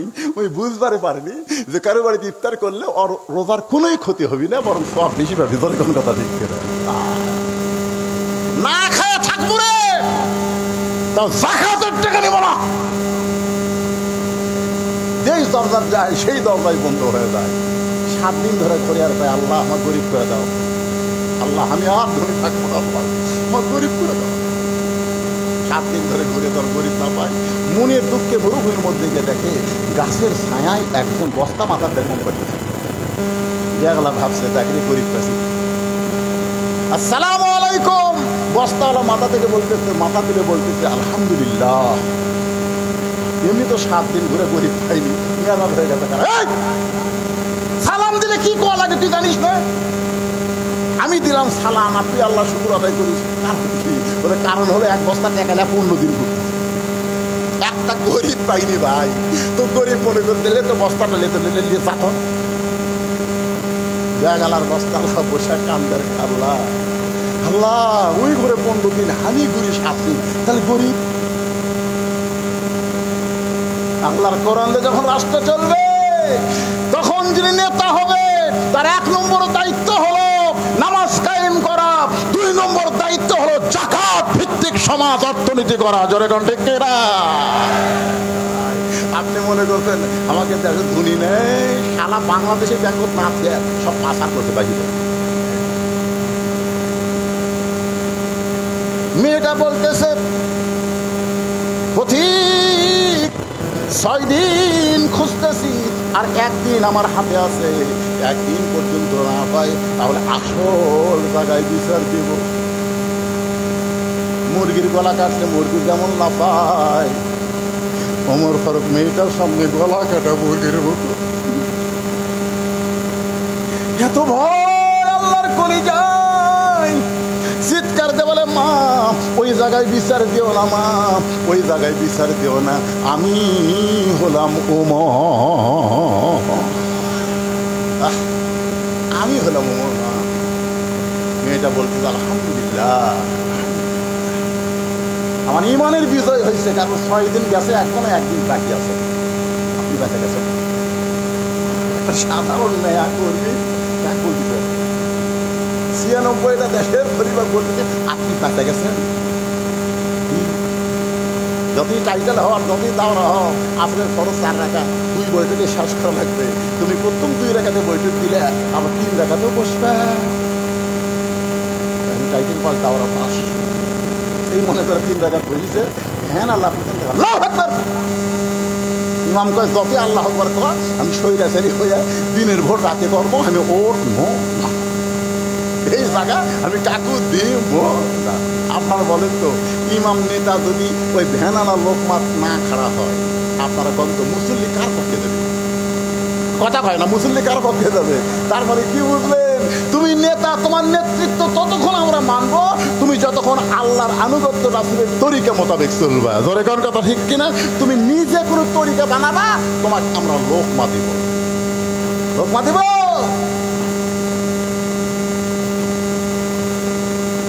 একটু মনোযোগ দিয়ে শোনেন, একজন নারী কর্মীর কথা বললাম। এই নারী কর্মীর মধ্যে পর্দার কথা আমি বলেছি। পর্দাটা এতই গুরুত্বপূর্ণ বিষয়। গভীর রাত্রে হযরত আলীর বুকে ফাতেমা চোখের পানিতে বলতে, স্বামী গো আল্লাহ তাআলা আমার দোয়া কবুল করছে। আলী মুস্কি মুস্কি হাসে। ফাতেমা বলে, স্বামী গো আপনি হাসার কারণ কি? বলে, আল্লাহ তোমার দোয়া কবুল করছে, আর দোয়া কবুল হলো খুশির কারণ। ফাতেমা বলতেছেন, কি দোয়া করছি এইটা কি আপনি শুনবেন না? আলী বলতেছে, তুমি কি দোয়া করছো? ফাতেমা বলে, আল্লাহর কাছে বলেছি আল্লাহ এই ফাতেমার মৃত্যুটা তুমি পর্দার মধ্যে দিও। আলী আরো জোরে হাসে। ফাতেমা বলে, আপনি হাসেন কেন? বলে, যেই মেয়েটা সারা জীবন পর্দার মধ্যে থাকলো সে পর্দার মধ্যে মৃত্যুবরণ করবে, আল্লাহ দোয়া কবুল করছে, এইটা তো আনন্দের কথা। বাংলাদেশের যে মেয়েরা সারা জীবন পর্দার মধ্যে থাকে না, এরাই মরিয়া গেলে পর্দা নিশি হয়ে যায়। জোরে কোন কথা ঠিক ঠিক? আপনার এলাকার যে মেয়েরা গোটা পাড়া ঘুরতেছে, মরে গেল কয় কাপড় কথা পায় না। আমার এলাকার এক মেয়ে মানুষ ইয়ার মিনিট হবে তাকে পায় তাকে পায়, মানে রাস্তার মধ্যে চাকি পাবি তো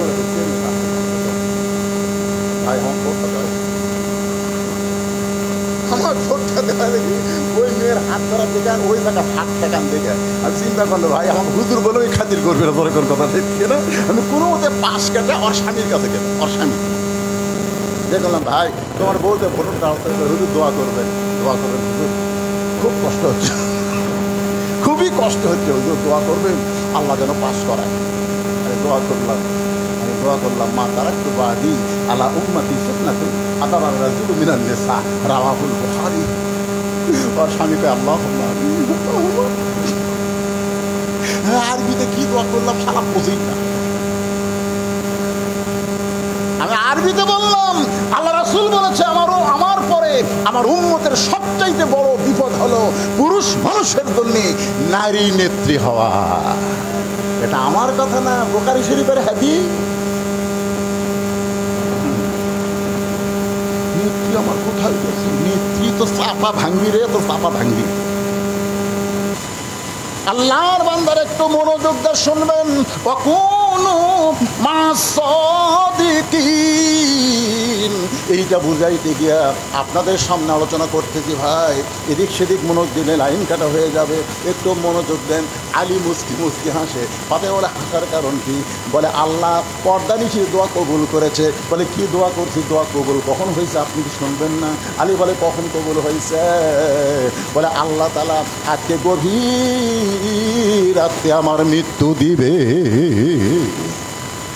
যেই বলছে গভীর রাত্রে মৃত্যু দিবে, এইটা শোনার সঙ্গে সঙ্গে গাছের গোড়া কাটলে গাছটা যখন পড়ে যায়, হযরত আলী কেমনি পড়ে গেলেন ঘরের মেজায়। মা ফাতেমা মুস্কি মুস্কি হেসে স্বামীর মাথাখানা উড়াতের উপরে নিয়ে কপালে একটা চুমু দিয়ে বলে, স্বামী গো, এমন করে আপনি কাঁদবেন না, কারণ আসলে যাইতে হবে।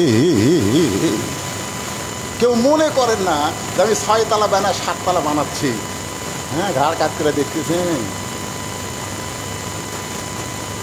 একদিন বলে কি দেখতেছেন ভাই? রড বার করে খুঁজি, রড বার করে খুঁজি, 6 তলা হবে, 7 তলা ডাইনে যেন মরবার খালি। তুই ফেরস্তা খালি হাসছিস, ফেরস্তাকে হাসিস, আল্লাহকে হাসিস, সারা কি করবো? 7 তলা বেনা মরবার পারি পাগলা, তুই থাকবো 20 তলা, তুই দেখিস 7 তলা। আপনার বলেন তো আমরা কোথায় থাকবো? কয় তালা? জোরে কোন কয় তালা? এই 1 তালা কি 20 তালা? 1 তালা আন্ডারগ্রাউন্ড যাকে বলা হয়, 1 তালা না 20 তলা। জোরে বলেন কি তালা? ওই 20 তলার দিকে কেউ খেয়াল করে না। 6 তলা বানায় রড বের করে রাখছে। আমার সঙ্গে সকলে জবান খুলে বলেন, আসলে যাইতে হবে। কেরে যুবক, তোমরা যাবা না? কোথায় যাবা? 20 তলার নাম কি? কিন্তু যেদিন ডাক পড়িবে, গানটা ভালো তো মনোযোগ দিয়ে শুনবেন। কিন্তু যেদিন ডাক পড়িবে কবর মাঝে যাইতে, জোগাড় কিছু করছো বন্ধু তার মাঝে বিছাইতে। ডানে কবর বামে কবর, নিচে কবর আছে যে, উপর দিকে চাইয়া দেখো বাঁশের ছাউনি দিছে কে। সবাই বলেন এমন আজাব দিবে রে ভাই। বিশ্বাস হয় না? বিশ্বাস হয় না? এমন আজাব দিবে রে ভাই, কবরের ওই মাটিতে গলা ফেটে রক্ত ঝরবে চিৎকারের চোটেতে। ওগো স্বামী, এমন করে আপনি কাঁদবেন না, কারণ আসলে যাইতে হবে। সরলা খান হজরত আলীকে যখন ফাতেমা এই কথা বলতেছে, তখন হজরত আলী ছিলেন শিক্ষামন্ত্রী। ধরে কারণ কি মন্ত্রী? হ্যাঁ, শিক্ষামন্ত্রী।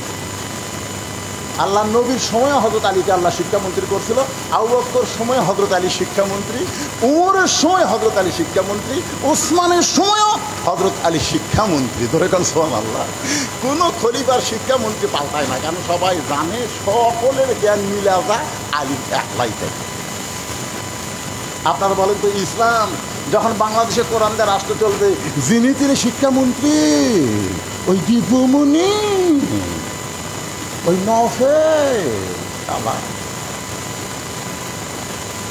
যাকে শিক্ষামন্ত্রী বানাচ্ছে, কোরআন যদি হাতত ধরবার কম, শিক্ষামন্ত্রী হাত ধরেন তো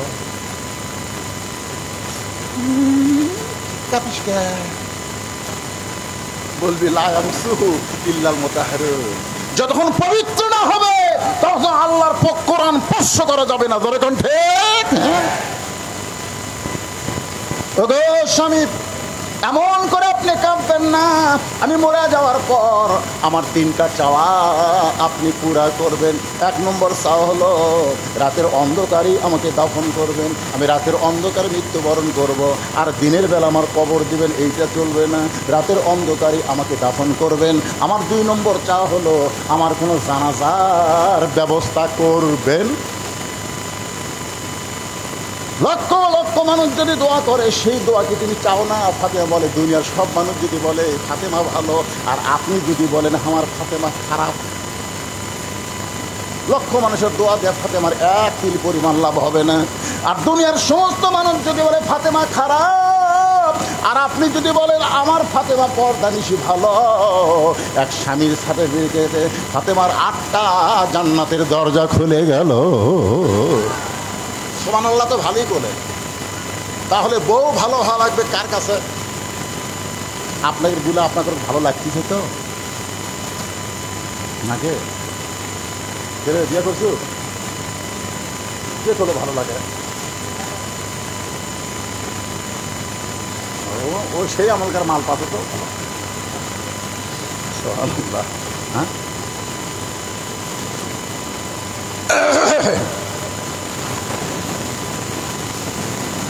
তাহলে দুনিয়ার কোনো মেয়ে মানুষ, কোনো পুরুষ মানুষের জানাজা মেয়ের দরকার নেই। স্বামী যদি ভালো হয় 8টা জান্নাত খুলে দেবে। আপনি যদি মুখ ভেঙে করে বসে থাকেন আর সবাই বলছে ফাতেমা ভালো, ফাতেমা ভালো, তোরা কেমনি জানি? ফাতেমা কেমন মাল এটা ওর স্বামী জানে। আমার বউ কেমন এটা আমি জানি। গ্রামের লোক যদি বলে বউ মেশিন বলবি না হোক পারে কালো না হোক, একটা বউ ভালোই পাশে, তাহলে বুঝবেন আমি বাহাম জানি। যেটা আমার বউ ভালো, তোরা মরদ মানুষ কেমনি জানবি? তার মানে বোঝা গেল আমি যখন বাড়ি থাকি না তখন ব্যাপার দেয় ঘরে, হুজুরের বউ ভালোই সুন্দর রে। আমার বউ যখন অন্য কেউ দেখবে, আর দায়ুস খুলুল জান্নাত, দায়ুস কোনোদিন জান্নাত পাবে না। সাহাবেরা বললেন হুজুর দায়ুস কোন নারী? রাসূল কয় নারী না রে মরদ। দায়ুস হলো পুরুষ মানুষ যাদের অধীনে নারীরা পর্দায় থাকে না। আপনার অধীনে আপনার বউ আছে না নাই? আপনার একটা মেয়ে 17 বছর, সরকার আইন করছে 18 আগে বিয়ে দেওয়া যাবে না। আপনি খালি গুনতেছে 17 বছর আর 1 বছর পর বিয়ে দেবো, বিয়ে দেওয়ার আগে কি করতেছে গোটা পাড়া? মেয়ে যদি নষ্ট করবার চান একটা টাচ মোবাইল কিনে দেন, ছেলেকে যদি হত্যা করবার চান একটা মোটর সাইকেল কিনে দেন। তোর এখন কথা ঠিক কিনা? গাড়ির পিছনে লেখা দেখলাম আপনার মেয়েকে নষ্ট করবেন একটা মোবাইল কিনে দেন, আর কিছু কিনে দেন। আর এক ছেলেকে মারবেন, সকালে মারবেন, একটা মোটর সাইকেল কিনে দেন। যে হারে মোটর সাইকেল চালায়, হায় হায় রে যুবকেরা, আমার মায়েরা বোনেরা, পর্দায় যারা একটু শোনেন। 3 নম্বর চা হল আমার লাশটা খাটনিতে তুলবেন না। আমি ফাতেমা হিসাব করে দেখলাম আমি মরে যাওয়ার পরে খাটনি কান্দে নিতে 4 জন পুরুষ লাগবে। ধরে কোন কয়জন? আমি হিসাব করে দেখলাম খাটনি কান্দে নেওয়ার 4 জন পুরুষ আমার দুনিয়াতে নাই। আমার বাবা যদি আজকে দুনিয়াতে থাকতো, মরা মেয়ের লাশের খাটনি বাবা কান্দে নিবার পারতো। আমার হাসান হোসেন যদি বড় হইতো, মায়ের খাটনি কান্দে নিবার পারতো। কিন্তু আমার বাবা 6 মাস আগে দুনিয়া থেকে চলে গেছে।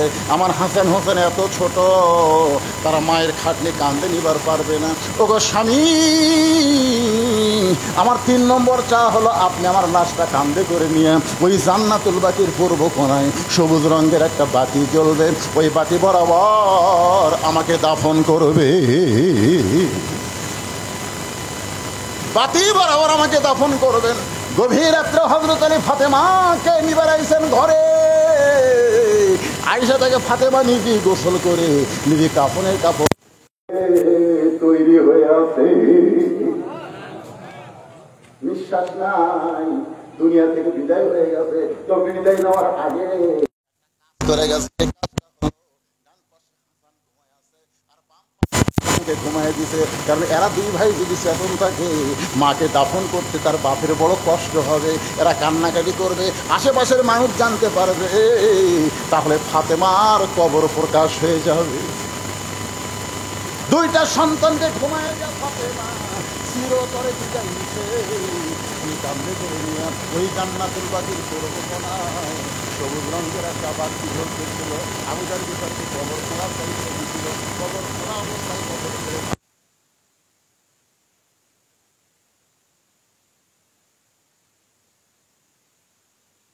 বউকে বললাম পর্দা নিশে তুমি কবুল করে নাও। এই দোয়া করার সাথে সাথে তাকায় দেখে সামনে কয়েকটা পুরাতন কবর দেখা যায়। এখনই ফাতেমাকে কবর দিল, সেই নতুন কবর আর নাই। আলী গোটা জান্নাতুল বাকি দৌড়ায় বলে ফাতেমার কবর, ফাতেমার কবর। এখনই কবর দিলাম, সেই কবরটা গেল কোন জায়গায়? কে যেন ডাকতে বলে আলী রে, ফাতেমা পর্দা নিশি, আমি আল্লাহ জহুরা ডিগ্রি দিয়া ফাতেমার কবরটাকে কিয়ামত পর্যন্ত পর্দা করে দিয়েছি। আমার মায়েদের জন্যে আর কোনো ওয়াজ লাগবে? যেরকম লাগবে এসে বলতেছে স্বামী গো, হাসান হুসাইন তো না খেয়ে আছে, ঘুমোর থেকে উঠলেই আমার কাছে খাবার চাবে। আলী বলতেছে আমি তো জানি, কারণ আমার দুই ছেলে যখনই ক্ষুধা লাগে আমাকে কয় না, তোমার কাছে বায়না ধরে। তো ফাতেমা বলতেছে আমার কাছে খাবার নাই, আমি খুঁজলে দেখছি আমার বাবাও না খেয়ে আসছে। দেখছেন? তাহলে আমি খাবার দিবার না পারলে এই দুটা কুড়ি যাবি কার কাছে? নানার কাছে যাবি, কিন্তু আর বাপের পেটাতে তো খাবার নাই। আলী বলতেছে তুমি কি মনে করছো আমার পকেটে পয়সা আছে? ফাতেমা বলতেছে আমি জানি আপনার পকেটেও টাকা নেই, এই গল্প করে লাভ কি? ফাতেমা বলতেছে একটা কাম করো, আমার একটা ওড়না আছে, এটা বিক্রি করো, এটা বিক্রি করে যে টাকা হবে সেই টাকাতে খাবার নিয়ে আস। হয়তো ওড়না পকেটের মধ্যে নিয়ে বাজারে ঘুরতেছে আর মনে মনে চিন্তা করতেছে ওড়না বের করে যদি বলি ভাই ওড়নাটা বেচবার চাই, আর খরিদ্দার যদি জিজ্ঞাসা করে কার ওড়না, তখন যদি বলি আমি ফাতেমার ওড়না, তো খরিদ্দার বলবি যেই মরদ মানুষ মেয়ে মানুষের জিনিস বেচা খায় এর লাগা দুর্বল মরদ পৃথিবীর নাই। জোরে কোন ঠিক কেনা? আপনার বলেন আলী দুর্বল না সবল? আলীও আসাদুল্লাহিল গালিব। পকেটের মধ্যে নিয়ে যখন হযরত আলী বাজারে ঘরে, এমন সময় এক খরিদ্দার বলে আলী ভাই, আলী চুম করে বলে আসসালামু আলাইকুম। ভাই কি কয়? ওড়না বেচবেন না? আলী কয় কে রে, আমার পকেটে তো ওড়না। ই কেমনে জানলো? টাকা দেখে ব্যাগ মেলে ধরে আস। হয়তো পকেট থেকে ওড়না বের করে যখন ব্যাগের মধ্যে দেয়, এমন সময় খরিদ্দার 6টা দিরহাম দিয়ে যখন সালাম দিয়ে বিদায় নেয়, হযরত আলী 6টা দিরহাম নিয়ে এক দৌড় খাদ্যের দোকানে। ভাইরে আমার হাসান হোসেন না খায় আছে, ঘুম থেকে চেতন পাইলে মায়ের কাছে বায়না ধরবে এই 6 দিরহামের যা খাবার হয় সে খাবারটাকে আমার টোপলা করে দাও। দোকানদার 6 দিরহামের খাবার টোপলা করে যখন আলীর হাতে দিবে, এমন সময় ফকির হযরত আলীর সামনে এসে কান্দে আর বলে আলী ভাই আজকে 3 দিন হলে আমার বাড়িতে কোনো খাবার নাই, মেহেরবানি করে যদি কিছু থাকে আল্লাহর রাস্তায় আমাকে দান করবেন। হযরত আলী আম্মা সাইলা ফালা তানহারকে বিশ্বাস করে 6টা দিরহাম থেকে একটা দিরহাম যখন ফকিরকে দিবার চায়, এমন সময় আল্লাহর কোরআন বলে ওমা তুনফিকু মিন শাইইন ফি সাবিলিল্লাহি ওয়াফা ইলাইকুম ওয়া আনতুম লা তুজলামুন। আলী রে একটা দিরহাম যদি দান করিস আল্লাহ তোকে 10টা দিরহাম দিবে, 2টা দিরহাম দিলে 20টা পাবি, 6টা দিরহাম দিলে আল্লাহ তোকে 60 দিরহাম দিয়া দিবে। হযরত আলী আল্লাহর কোরআনকে বিশ্বাস করে ফকিরকে 6টা দিরহাম যখন দান করে দেয়, ফকির খুশি হয়ে যখন চলে গেছে, এমন সময় দোকানদার বলতেছে আলী ভাই খাবার টোপলার খবর কি? আলী বলতেছে ভাই রে তুই 2 বস্তা প্যাকেট করতো। দোকানদার কয় 1 টোপলা লিবার পারলেন না আর 2 বস্তা? আল্লাহর কোরআনের প্রতি ঈমান নিয়ে বলতেছি 2 বস্তা প্যাকেট কর। আল্লাহর ইমানকে বুকে নিয়ে ঘুরতেছে, একজন দৌড়ে এসে সালাম দেয় আলী ভাই পাতা ঘুরে লাভ কি? কি করবো? আমার এই উঁটটা নেন, এই উঁটটা আপনি নেন। আলী কয় 1টা টাকা আমার পকেট নেই, কেমনে নিব? বলে বেশি তো না, মাত্র 100 দিরহাম। 100 দিরহাম দিয়ে উঁটটা নিবেন, বেচাই আমার টাকা দিবেন, অসুবিধা কি?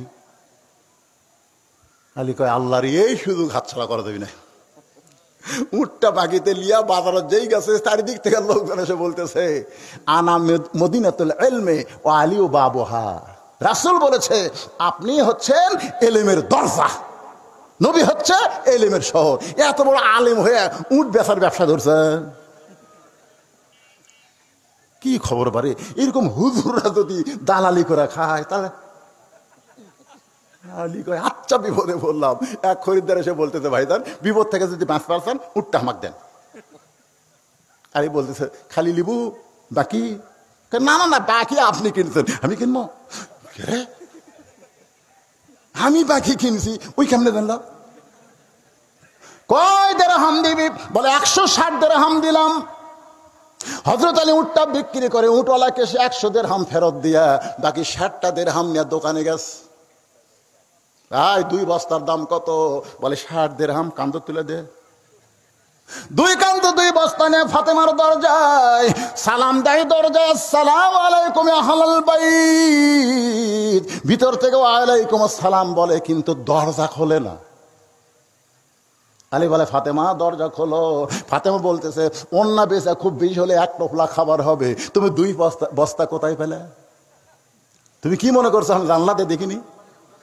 অন্য বিক্রি করে এক টোপলা হবে, এক টোপলা, 2 বস্তা তুমি কোথায় পেলা? আলী বলতেছে খালি দরজা খোলো, সব খবর তোমাকে জানাবো। ফাতেমা বলতেছে না খায় হাসান হোসেন মরবি, আমিও মরবো। কিন্তু 4,000 টাকা বেতন পাইয়ে তুমি 10,000 টাকার বাসা ভাড়া নাও, তুমি ইলিশ কিনো, গরুর গোস্ত কিনো, পাও কোথায়? রাশিয়াল মুরতাশি কালাহুমা ফিন্নার, যে ঘুষ দিবে আর ঘুষ খাবে, এই 2 বেটাকে বান্দে আল্লাহ জাহান্নামে থুবি। এখন 200 কতজন এসআই কে বরখাস্ত, 252 জন, তাই না? তারা কই করে 20 লাখ দিছি, 40 লাখ দিছি। তুই টাকা দিয়ে কান দিচ্ছ, তো আল্লাহ জাহান্নামে দিবি, কারণ ঘুষ দেওয়া আর খাওয়া।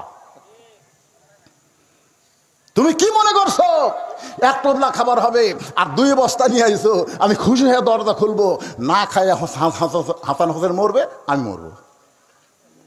2 বস্তা কেমনে পাইলে আগে বলো?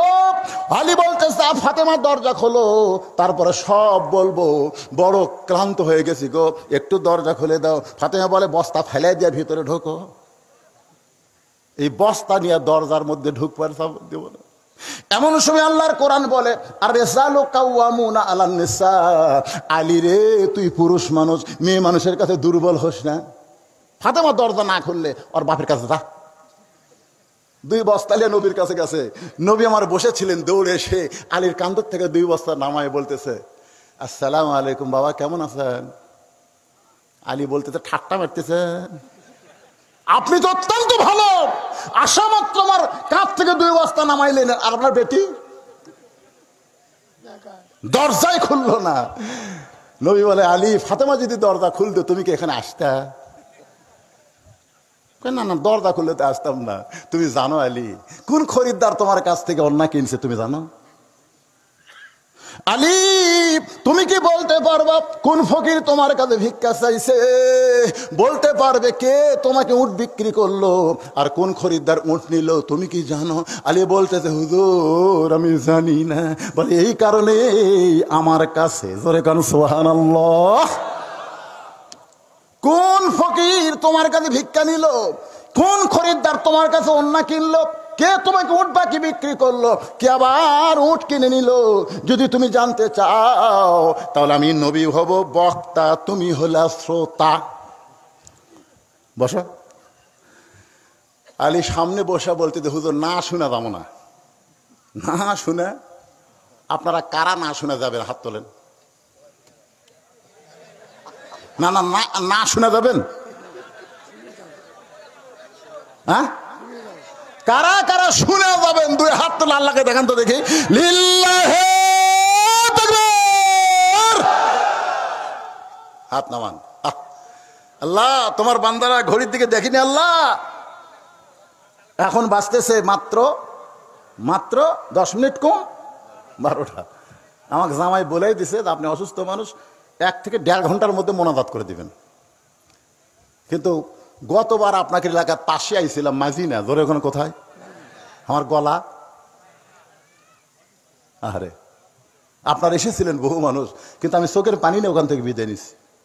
নিয়ত করছে আজও যদি কেউ অসুস্থ, তখন উনি কি কবি, এই ঘেটা বক্তা তোরা দাওয়াত দেশ করে। এই গত বছর গাড়ি ভাড়া করে মাঝিরাত গেছিলাম মাটি, আজকে আবার অসুস্থ, এক দাওয়াত দেশ করে।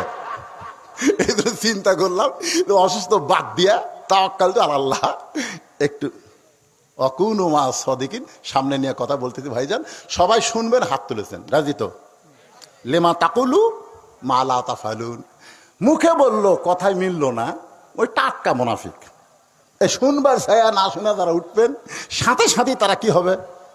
জোরে বলেন, আরো জোরে। যারা এখনই উঠতেছে যায়,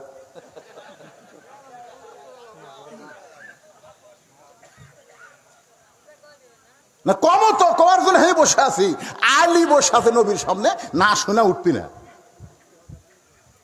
আপনারা শুনবেন, হাত তুললেন, মাশাআল্লাহ আমিও বলবো, কিন্তু মাত্র 5টা মিনিট, মাত্র 5টা মিনিট ঘড়ি ধরে এই মাদ্রাসার জন্যে আপনাদেরকে 100টা কোরআন শরীফ দেওয়া লাগবে। এত মানুষের কাছে মাত্র 100টা কোরআন শরীফ এই নুরানি হাফেজি মাদ্রাসার জন্য আপনাদের কাছে চাইলাম, মাত্র 100 কোরআন শরীফ। এক কোরআন শরীফ মাত্র 500 টাকা। আপনি 500 টাকা দেওয়া মাত্রই একটা কোরআন শরীফ দান করার সওয়াব আল্লাহ আপনার আমল নামায় দিয়ে দিবে। ভাইজান, এই আগে কথাটা শোনেন, যদি বাপ মা মারা যায় বাপ মার নামে দিবেন, বাপ মার কবরকে আল্লাহ জান্নাত বানায় দিবে। সবচাইতে বড় দান আল্লাহ নবীর ঘরে একটা কোরআন।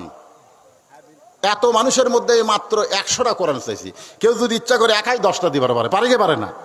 তবে এই দানটা বাকি না নিয়ে আমি একটু লগত লিবে চাচ্ছি ভাই, কারণ কোরআন বেচা কিনা এটা বাকি ভাল লাগে। চেয়ারম্যান সাহেব আপনি দেখি, আপনি দেশ করা চেয়ারম্যান সাহেব নগদ 10টা কোরআন শরীফ ধরে বলেন মারহাবা। 10টা মানে কয় টাকা? মাশাআল্লাহ। এইদিকে সব হাত তুলছিল ডাবলো কেরে, যে লগদের কথা শুনে ডাবছেন নাকি? কে বাবা টাকা কি পকেটত নাই? আসেন লিয়ে আসেন বাবা, আসেন, ময়না আসেন। আগামীকাল দিবেন, আগামীকাল আপনি পূজা দেবেন ইনশাল্লাহ। ওটা লগদের মধ্যে ধরেন।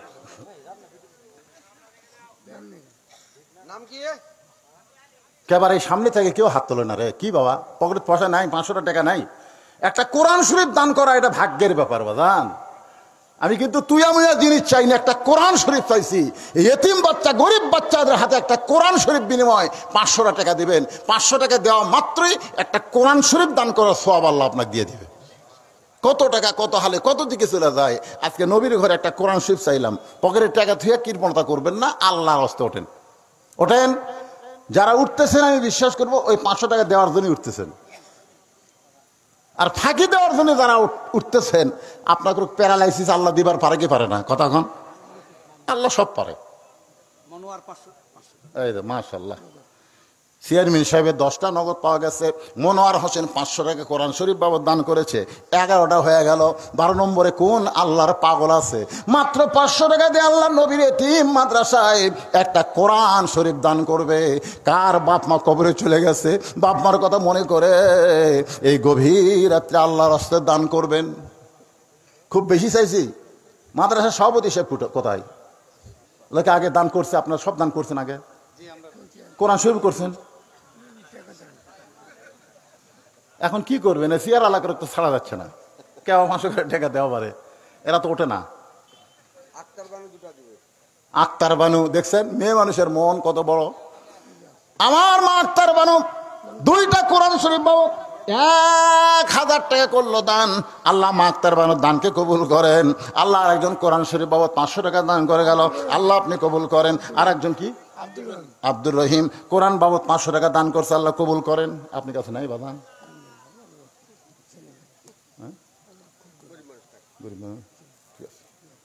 ইসলাম কিন্তু গরিবদের দিয়েই বিজয় হচ্ছে, গরিবদের দিয়েই। যত ধনী ধনী তারা ইসলামের কাছে আসেনি। একটু জিকির করেন, লা ইলাহা ইল্লাল্লাহ, লা ইলাহা ইল্লাল্লাহ। নাম বলবেন আরেক ভাই 500 টাকা কোরআন শরীফ বাবদ দান করেছে, আল্লাহ কবুল করেন। কেউ যদি বলে হুজুর আমার উপর জুলুম হচ্ছে, তাহলে আপনি 200 টাকা দেন। 200 টাকা দাও, কোরআন শরীফ পাওয়া যায়, অসুবিধা নাই।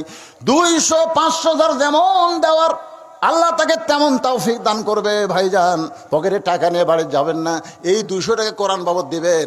আল্লাহ তাআলা আপনাকে 2 বছর ডাক্তারের কাছ থেকে ফিরাই রাখবে। আর সদকা তো তারুদ্দুল বালা, দান সদকা করলে আল্লাহ বালা মুসিবত দূর করে দেয়। আরেকজন কোরআন শরীফ বাবদ 500 টাকা দান করেছে, আল্লাহ দানকে কবুল করেন। আল্লাহ নেক নিয়ত নেক আশা পুরা করেন। সকলে বলেন আল্লাহুম্মা আমিন। লোকমান একটা কোরআন শরীফ দান করবে। কোরআন এটা 500 টাকা লিখবেন, এই যে খালি দিবে লিখলে হবে না, 500। হ্যাঁ 500।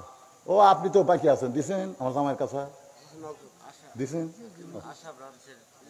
আশা ব্রাঞ্চের এক ভাই কোরআন শরীফ বাবদ 500 টাকা দান করছে, আল্লাহ তার দানকে কবুল করেন। আর একজন মুরব্বী মাশাআল্লাহ, কি নাম বাপজানের? আলহাজ আজিম উদ্দিন মন্ডল, চাঁদের মতন চেহারা ভাইটা আমার, কোরআন শরীফ বাবদ 500 টাকা দান করছে, আল্লাহ আপনি কবুল করেন। আর এক বাবা যে আমার কোরআন শরীফ বাবদ 200 টাকা দান করে, 200 হলেও দেন দেন দেন। লিল্লাহি তাকবীর। 3 কোরআন শরীফ বাবদ 500 টাকা দান করছে, আল্লাহ যেই নিয়তে দান করলো আল্লাহ তার নেক নিয়ত নেক আশাকে আল্লাহ আপনি কবুল করেন। যারা উঠে চলে যাচ্ছেন, আপনার দেখা দেখি যদি কোনো লোক ওঠে, আপনি নিজেও পাপী হলেন, যে লোকটা আপনার দেখা দেখে উঠলো ওর পাপের ভাগও আপনার কান্দতে লাগবে। হ্যাঁ, কষ্ট মনে নিয়েন না, ঘড়ি ধরে 5 মিনিট টাইম নিছি। মাশাআল্লাহ। আর একজন কোরআন শরীফ বাবু 200 টাকা দান করছে, 200 গুলো এই সাইডে থাকবে। আল্লাহ আল্লাহ দানকে কবুল করেন। আর একজন কোরআন বাবু 200 টাকা দান করছে, আল্লাহ দানকে কবুল করেন। সকলে বলে আল্লাহুম্মা আমিন। কবুল করো, কবুল করো আল্লাহ। তোমার একজন বান্দা কোরআন শরীফ বাবু 200, আর একজন 200। একজন বলবে হুজুর একই জায়গা 2 দাম। আমি মদিনা, আমার বড় মেয়ে বললো, আমার নাতি আবার ওই হাফিজি মাদ্রাসায় পড়তেছে, তো আমাকে তানজিবুল উম্মাহ হাফিজি মাদ্রাসা, তো বলে বাবা মদিনার থেকে একটা কোরআন শরীফ কিনবেন। তা আমি ওখানে কোরআন কিনতে যাই, বললাম ভাই কীরকম? কয় হুজুর একটা 15 রিয়াল, একটা 10 রিয়াল। এই কলে এরকম বেশি কেন? কয় এর মধ্যে মারি হতে আছে, কোরআন ঠিকই আছে, ছাপার মধ্যে কম বেশি আছে। তো 200 টাকারও কোরআন পাওয়া যায়। যদি মনে করেন যে আপনি 200 দিবেন, অসুবিধা কি? এই যে আরেক ভাই যেন আমার কোরআন শরীফ বাবু 200 টাকা দান করছে, আল্লাহ দানকে কবুল কর, আল্লাহুম্মা আমিন। আর একজন আল্লাহর বান্দা কোরআন শরীফ বাবু 200 টাকা দান করছে, আল্লাহ দানকে কবুল করেন, আল্লাহ নেক নিয়ত নেক আশা পড়া কর, আল্লাহুম্মা আমিন। আপনারা তো ব্যাগের আদায় করেননি? এই ভাই ব্যাগের আদায় করেননি, আবার দেবেন? হ্যাঁ, না না, আমাকে এলাকা তো এই যে গাভীর দুধ একবার দুলে পুরা দুধ দেয় না। গাভী বোঝেন তো, গাভী বোঝেন না, একবার দিলে পুরা দেয় না, ওই বাচ্চার জন্য সব আটকাত হয়। তো গরুওয়ালা আবার খুব চালাক, বুঝলেন, আবার দুধ নেওয়ার জন্য বাচ্চা ছাড়ে দেয়। যেই বাচ্চা ছাড়ে দিয়েছে ওই সব করে আবার সব নিয়ে যাচ্ছে, বাচ্চা টান দিয়ে আবার ঘট ঘট করে। এর নাম হলো 2 পানান। ধরে কোন কয় পানান? তো 1 পানানে আমার জামাই কি করছে আল্লাহ ভালো জানে। যদি আপনারা গাভীর বোতল লুকাতন, তাহলে আবার বাড়ি করে ওই ব্যাগের মধ্যে দেন, যাই যা পারেন আল্লাহর রাস্তায়। 10 টাকা, 20 টাকা, 50 টাকা, 100 টাকা। দানকারী কোনোদিন ছোট হয় না। সাকি হাবিবুল্লাহ রাসূল বলেছেন, দানকারী আল্লাহর দোস্ত। আল বাখিল লা ইয়াদখুলুল জান্নাহ, বখিল কোনোদিন জান্নাতে যাবে না। আল্লাহ আর একজন 200 টাকা দান করেছে কোরআনের জন্য, আল্লাহ দানকে কবুল করেন, আল্লাহুম্মা আমিন। এই 300 টাকা দেন। আর একজন কোরআন শরীফ বাবদ 200 টাকা দান করছে, আল্লাহ দানকে কবুল করেন, আল্লাহুম্মা আমিন। আমিন আমিন আল্লাহ আমিন। দানকারীর জন্য হও তুমি জান্নাতে। দেন না কেন ভাই? মানুষে একবার ব্যাংকে টাকা রাখে, বারবার টাকা রাখে ব্যাংকে টাকা বাড়ার জন্য। যতবার দান করবেন আল্লাহ জান্নাতের ব্যাংকে আপনাদের অ্যাকাউন্টে টাকা বাড়ায় দিবে। আল্লাহর রাস্তায় দেন। এই টাকাগুলো দুনিয়ার কোনো পানিতে ডুববে না, আগুনে পড়বে না। এই টাকাগুলো আল্লাহ পাক আপনাদের জান্নাতের জন্য কবুল করবে। সবাই একটু জিকির করেন, লা ইলাহা ইল্লাল্লাহ, লা ইলাহা। 200 টাকা না 300 টাকা দেন। হ্যাঁ, লা ইলাহা ইল, কত আছে ওটি? 300 আছে? 200 নয়, 300 দেওয়া লাগবে। বসেন, এখন আলোচনা শুরু হবে। 2-1জন মনে করতে হুজুর আদায় করতেছে মাদ্রাসার জন্য। এতিম এতিম বোঝেন না, অসহায়। কোরআন দিয়ে যেদিন রাষ্ট্র চলবে, এই মাদ্রাসাগুলার এতিম থাকবে না, অসহায় থাকবে না। এই মাদ্রাসাগুলা সব কোরআনের দামে দামি হয়ে যাবে। সুবহানাল্লাহ। আবু বকর, আল্লাহ কি সুন্দর নাম। 500 টাকা কোরআন শরীফ বাবদ করছে দান। আবু বকরের দানকে আল্লাহ আপনি কবুল করেন, আল্লাহুম্মা আমিন। আপনারা 2-4 জন উঠে গেলে কমিটির লোক মনে করতেছে অসুবিধা নেই, আমাকে কিছু কালেকশন হচ্ছে, তো কিন্তু আমার তো ভালো লাগতেছে না। কারণ সবাই হাত তুললেন শোনার জন্য। বারে আলীর মতন মহাজ্ঞানী নবীর সামনে বসে আছে, আর আপনারা উঠে চলে যাচ্ছেন। যান, আল্লাহর রাস্তায় যারা পিছনে বসেছেন, আমি ওই ভাইদের বলবো, আপনারা এই সামনে ফাঁকা জায়গাগুলো পুরা করে বসেন। আসেন আসেন, উঠে খালি সামনে আসবেন। 1 বছর ডাক্তারের কাছে যাওয়া লাগবে না। ওঠার সময় ঝাঁকি মারবেন, বসার সময় ঝাঁকি দিয়ে বসবেন। ঝড়ত করে যত বেদি বারাম আছে সব আল্লাহ কেড়ে নিবে। আসেন সামনে আসেন, পিছন থেকে সামনে আসেন, তো ওঠেন ওঠেন, একটু ক্লান্তিও চলে যাক, ভিতরে একটু রুহের খোরাক চলে আসুক। আল্লাহ আর একজন কোরআন শরীফ 500, আর একজন কোরআন বাবদ 200, আল্লাহ আর একজন কোরআন শরীফ বাবদ 200 টাকা দান করছে, আল্লাহ দানকে কবুল করেন, আল্লাহুম্মা আমিন। আপনারা কি মনে করছেন টাকা কম উঠছে? এই কম উঠছে? এদিকে এক ঠিপ, এদিকে এক ঠিপ, 2 ঠিপ 1টি হলো। এখন মাদ্রাসার কেশিয়া সাহেবকে বললাম ব্যাগের মধ্যে লেন, লা ইলাহা মহব্বতে লা ইলাহা ইল্লাল্লাহ, লা ইলাহা, লা ইলাহা ইল্লাল্লাহু মুহাম্মাদুর রাসূলুল্লাহ সাল্লাল্লাহু আলাইহি ওয়াসাল্লাম। রোগ ব্যাধি ব্যারাম ভালো করার মালিককে। গতকাল অনেকগুলো রিপোর্ট পরীক্ষা করে একটা রিপোর্টে ডাক্তার সাহেব জিব্বাত কামড় খাচ্ছে, সেটা হলো অ্যালার্জি। মানে অ্যালার্জি থাকা লাগবে 100, কত? আমার সেখানে আছে 3570। ডাক্তার বলতেছে 35 জন মানুষের মধ্যে যে অ্যালার্জি থাকে আপনার একলার মধ্যে তাই আছে। এই জন্যে আমি যেখানে মাহফিল করতে যাই সেখানে একটা সাইডে ফ্যান থাকে। অ্যালার্জি বলে গাও যখন ঘামবে তখন অ্যালার্জি বাড়ে না কমে? বাড়ে। এই জন্য সাইডে একটা ফ্যান রাখা হয়, ওই ফ্যানের বাতাস। তা আজকে আপনারা মনে করছেন ঠান্ডার রাত, পৌষ মাস নাকি?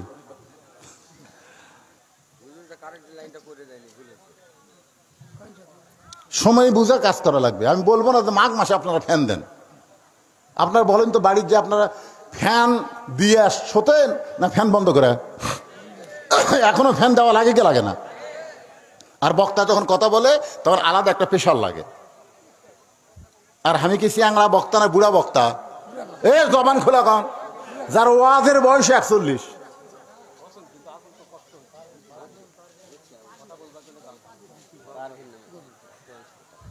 পারভিন নামে একজন মা আমার 200 টাকা দান করছে কোরআন শরীফ বাবদ। আল্লাহ দানকে কবুল করেন। এবার আল্লাহ এবার আলী,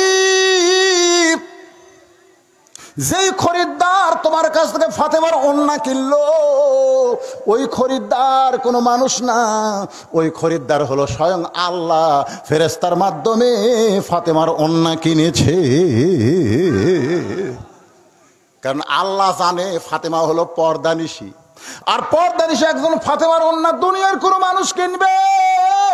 এইটা আল্লাহর পছন্দ হয়নি বলে একজন ফেরেশতাকে মানুষ বানায়া ফাতেমার ওন্না কিনে আল্লাহ তাআলা খাতুনে জান্নাত ফাতেমার ওন্না জান্নাতের মধ্যে যত্ন করে রেখে দিয়েছে।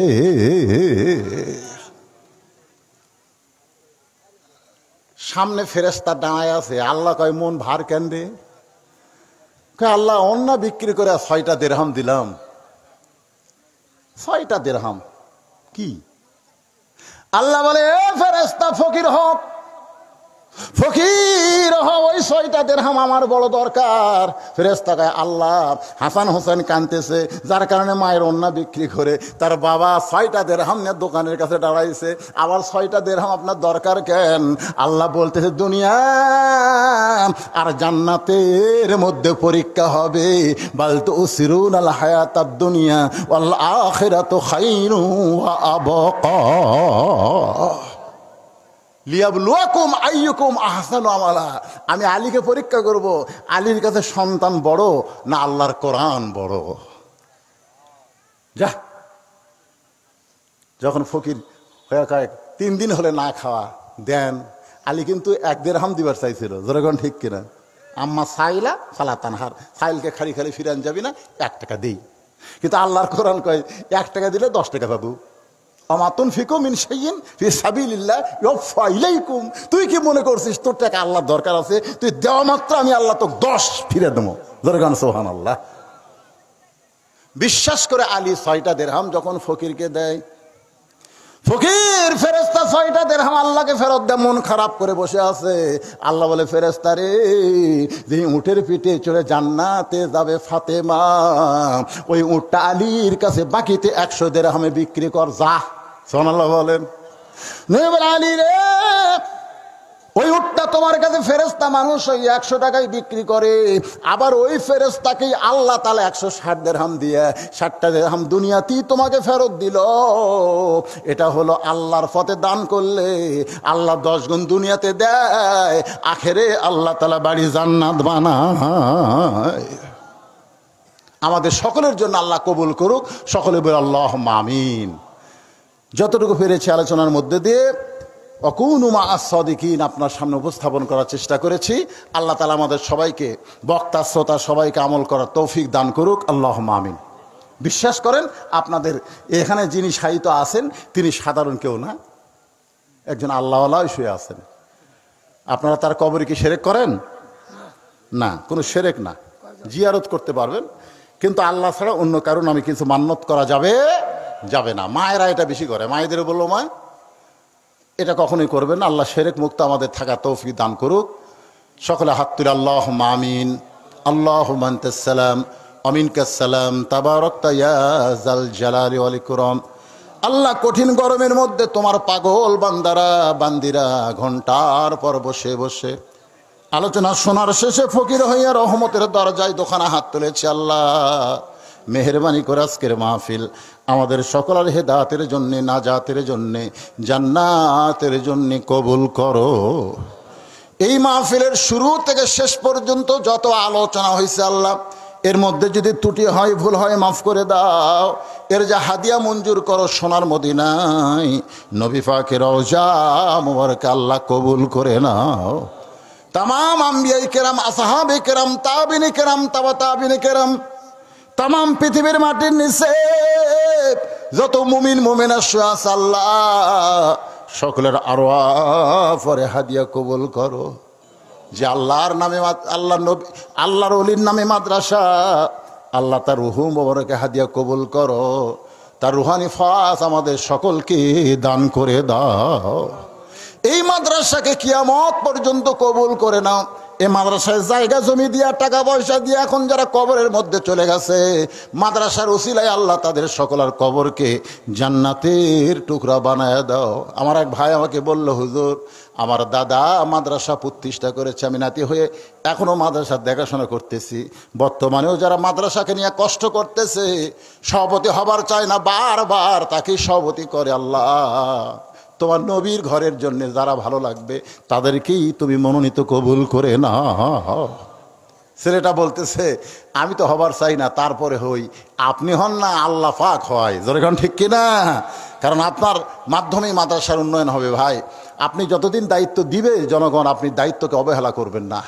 আজকের মাদ্রাসার সভাপতি, সহসভাপতি, কেশিয়ার, সদস্য, সেক্রেটারি, আল্লাহ মাদ্রাসার দাতা সকলকেই আল্লাহ জান্নাতি কবুল করে না। আল্লাহ আল্লাহ, আজকের মাহফিলের সভাপতি, আজকের মাহফিলের সহসভাপতি, আজকের মাহফিলের প্রধান অতিথি চেয়ারম্যান সাহেব, আজকের এই মাহফিলে আলেম ওলামা, হাদিস সাহেব, মুরব্বী যারা কোরআন শরীফ দান করলো, আগেও দান করছে, আল্লাহ আমার মা বোনেরা পর্দার মধ্যে বসে বসে আলোচনা শুনেছে।